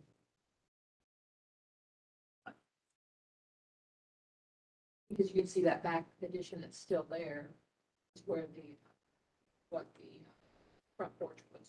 Yeah. Going sort of back to your, so I think to kind of bring closure to the discussion on the carriage house a little bit, I'd really like, Connie, for you to see the carriage house building and document the conditions. My thoughts on design are quick, which is if we can get more of the window rhythm and what the current carriage house looks like into this, I think I can get there. Yeah. When I look at the main house, going back to page 1, I'm just gonna approach the screen, it'll be easier. And zoom in on the center picture there. I think you've asked to demolish this because of the low ceiling height and a lot of other things. I can agree with that. I mean, I'm struggling with that anyways, so I think the replacement factor, aligning with the floor and aligning with the roof lines. If somebody came to us and said, hey, I'd like to add this addition to make this structure usable again and reinvigorate with new life, and I gotta add this thing, we'd probably make the gutter line consistent, make the floor line consistent, make all those other things consistent. So I think it's sort of righting the historic wrong. Yeah. Bringing it in from the side, so that's something we should say. Yeah. And we does, I think it does that. that does it and we do that. So I think I could hear, how do people feel about the terrace up on top of that? I think we've done that we did that on one on Tappan Street. There's a terrace on a roof, but you can't see it. Now, this is the rare occasion where you just see it because of Miller. Yeah. It's a Miller side. The one if it's the same one that we're thinking of, it was already a flat roof out there. Yes. And they moved the railing back far enough that you couldn't see it.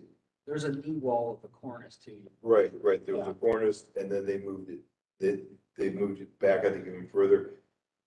There was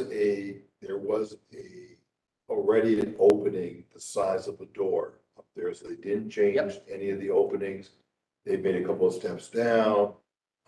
That's a little different than this. It is. This one I'm struggling with. And to Connie's point, this new addition is going to be set back a little bit, correct? I can't see the floor plan. It is. Yeah, but that's why I assume it's a little shadow line here. But I would like to make one clarification so we're all aware. The terrace that we're proposing, because I didn't design the existing house, Right. but that flat roof sits 12 inches above the finished floor of the second floor. So one of the two windows you'll notice is wider, and what we're going to propose is a custom window. It's the one in the corner here, is that it? Yeah, it's actually the back. Go to the drawing, I can't. get But it's, it would have to be widened, and it's basically like a window hatch door. We're gonna have to work with the city permit folks on this. Is that it down there in the corner there, right, yep, right, now move your arrow up. Right, Go down. sorry, Yeah, that- there. right there, yeah, Right is there. that See the door little right swing there, door there? out onto the terrace? Yeah, so it's a window, and a large window that leads you out to the terrace. But the opening's already there. The opening's there, but it's narrower, so. So you're proposing changing the size of the opening? We are, Yeah. It's a window? it's a window because the height of the terrace is gonna be about 12 inches above the finished floor. And we're going to have a floating terrace deck on rhino clips that's gonna make that even higher. So it's a little wrinkle we're gonna have to work through. So you're having steps on the inside? that- Yes, To that? Steps. but they're, I was like, what? yeah, there'll be The window? retractable steps, but yes. Okay. Issue with that, as you probably know, is that change, modifying the size of. Right. What about the window that's just south of that bedroom bed right now, that's right there? I mean, it looks like you're proposing to wall it over, but yet there is a bigger, wider window right there. Oh, you mean wrap the, What if you use that as your egress point, because then you don't have to change the width?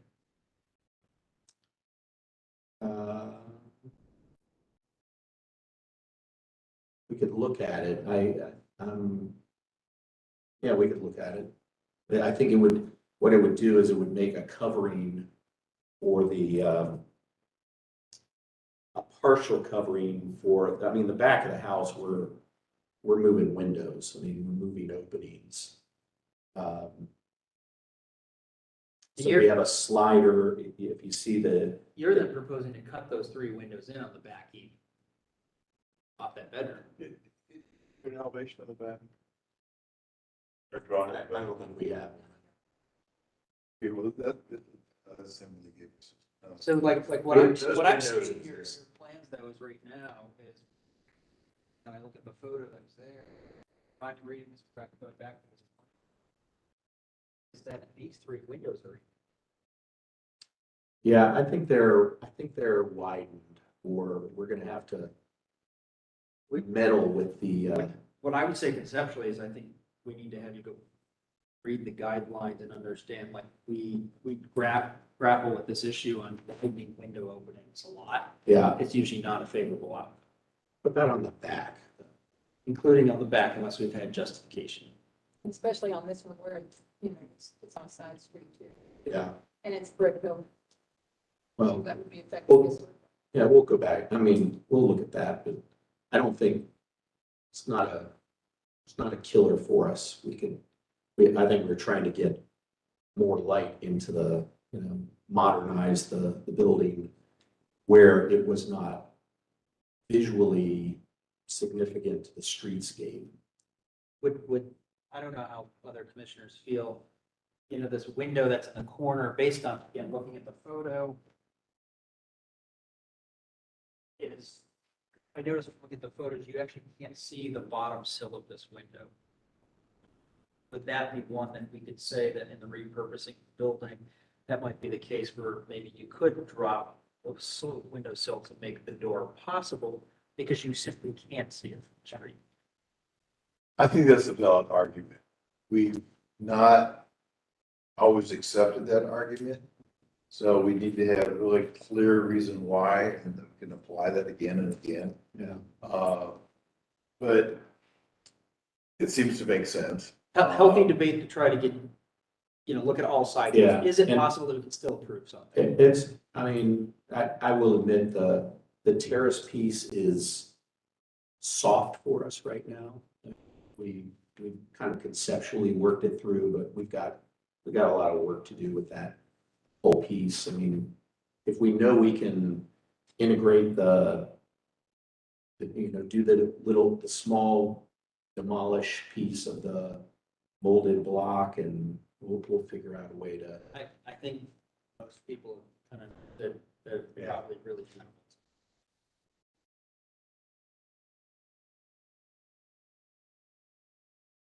Yeah, the little block. That's a goner. When was that built, I think the Yeah, 50s. on the Sanborns, it was sometime after the 50s. And it was an open porch originally, so the way he's describing it underneath, it sounds like it might have been a modification of the open porch. Yeah, and we've been pretty consistent about that.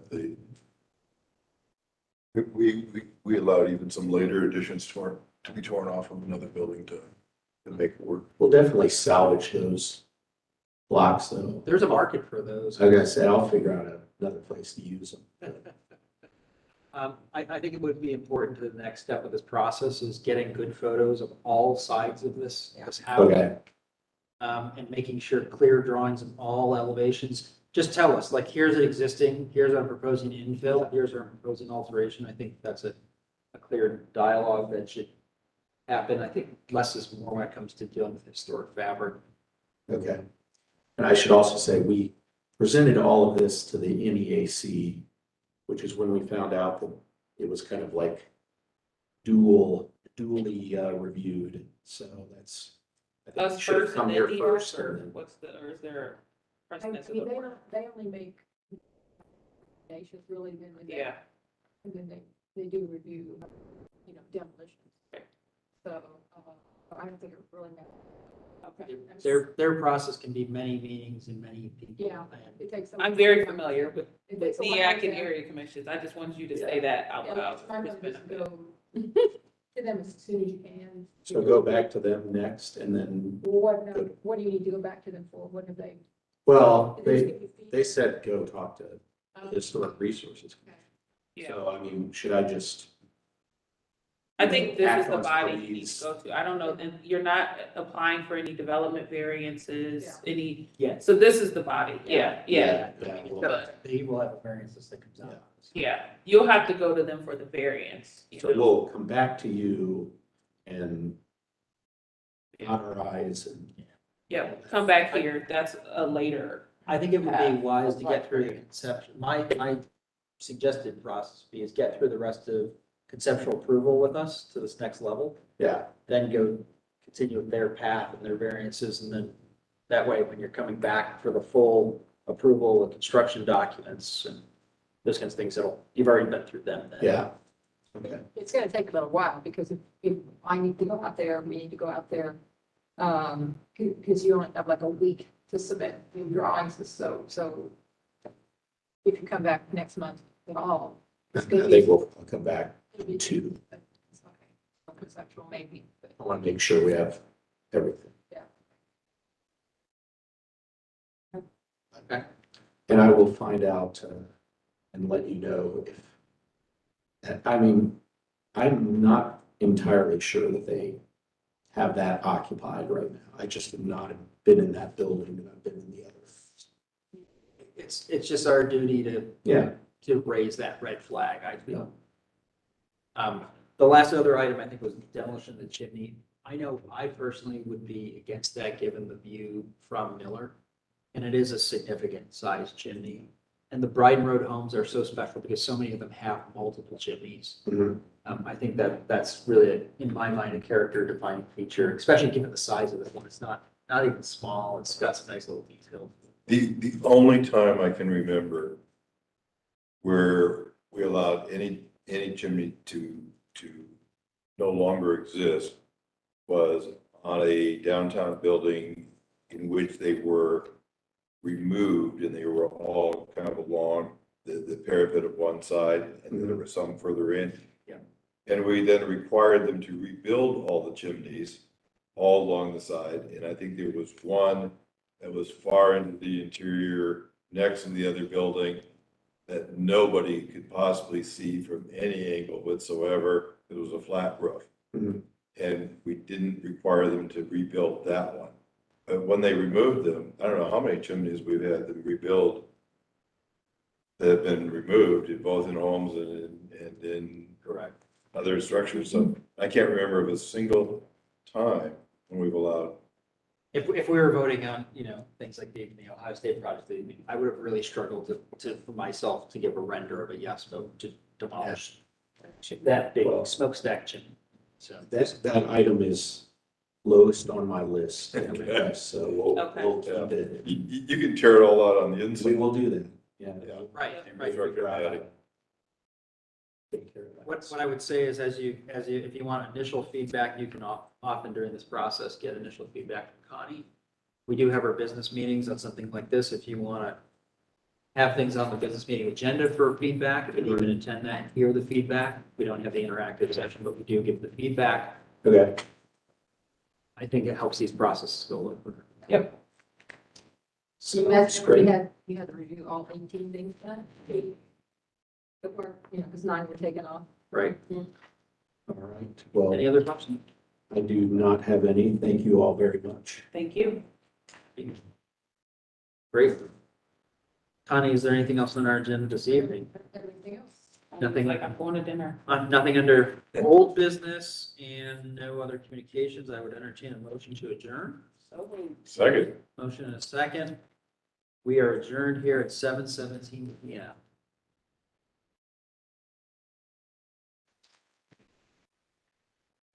Mhm.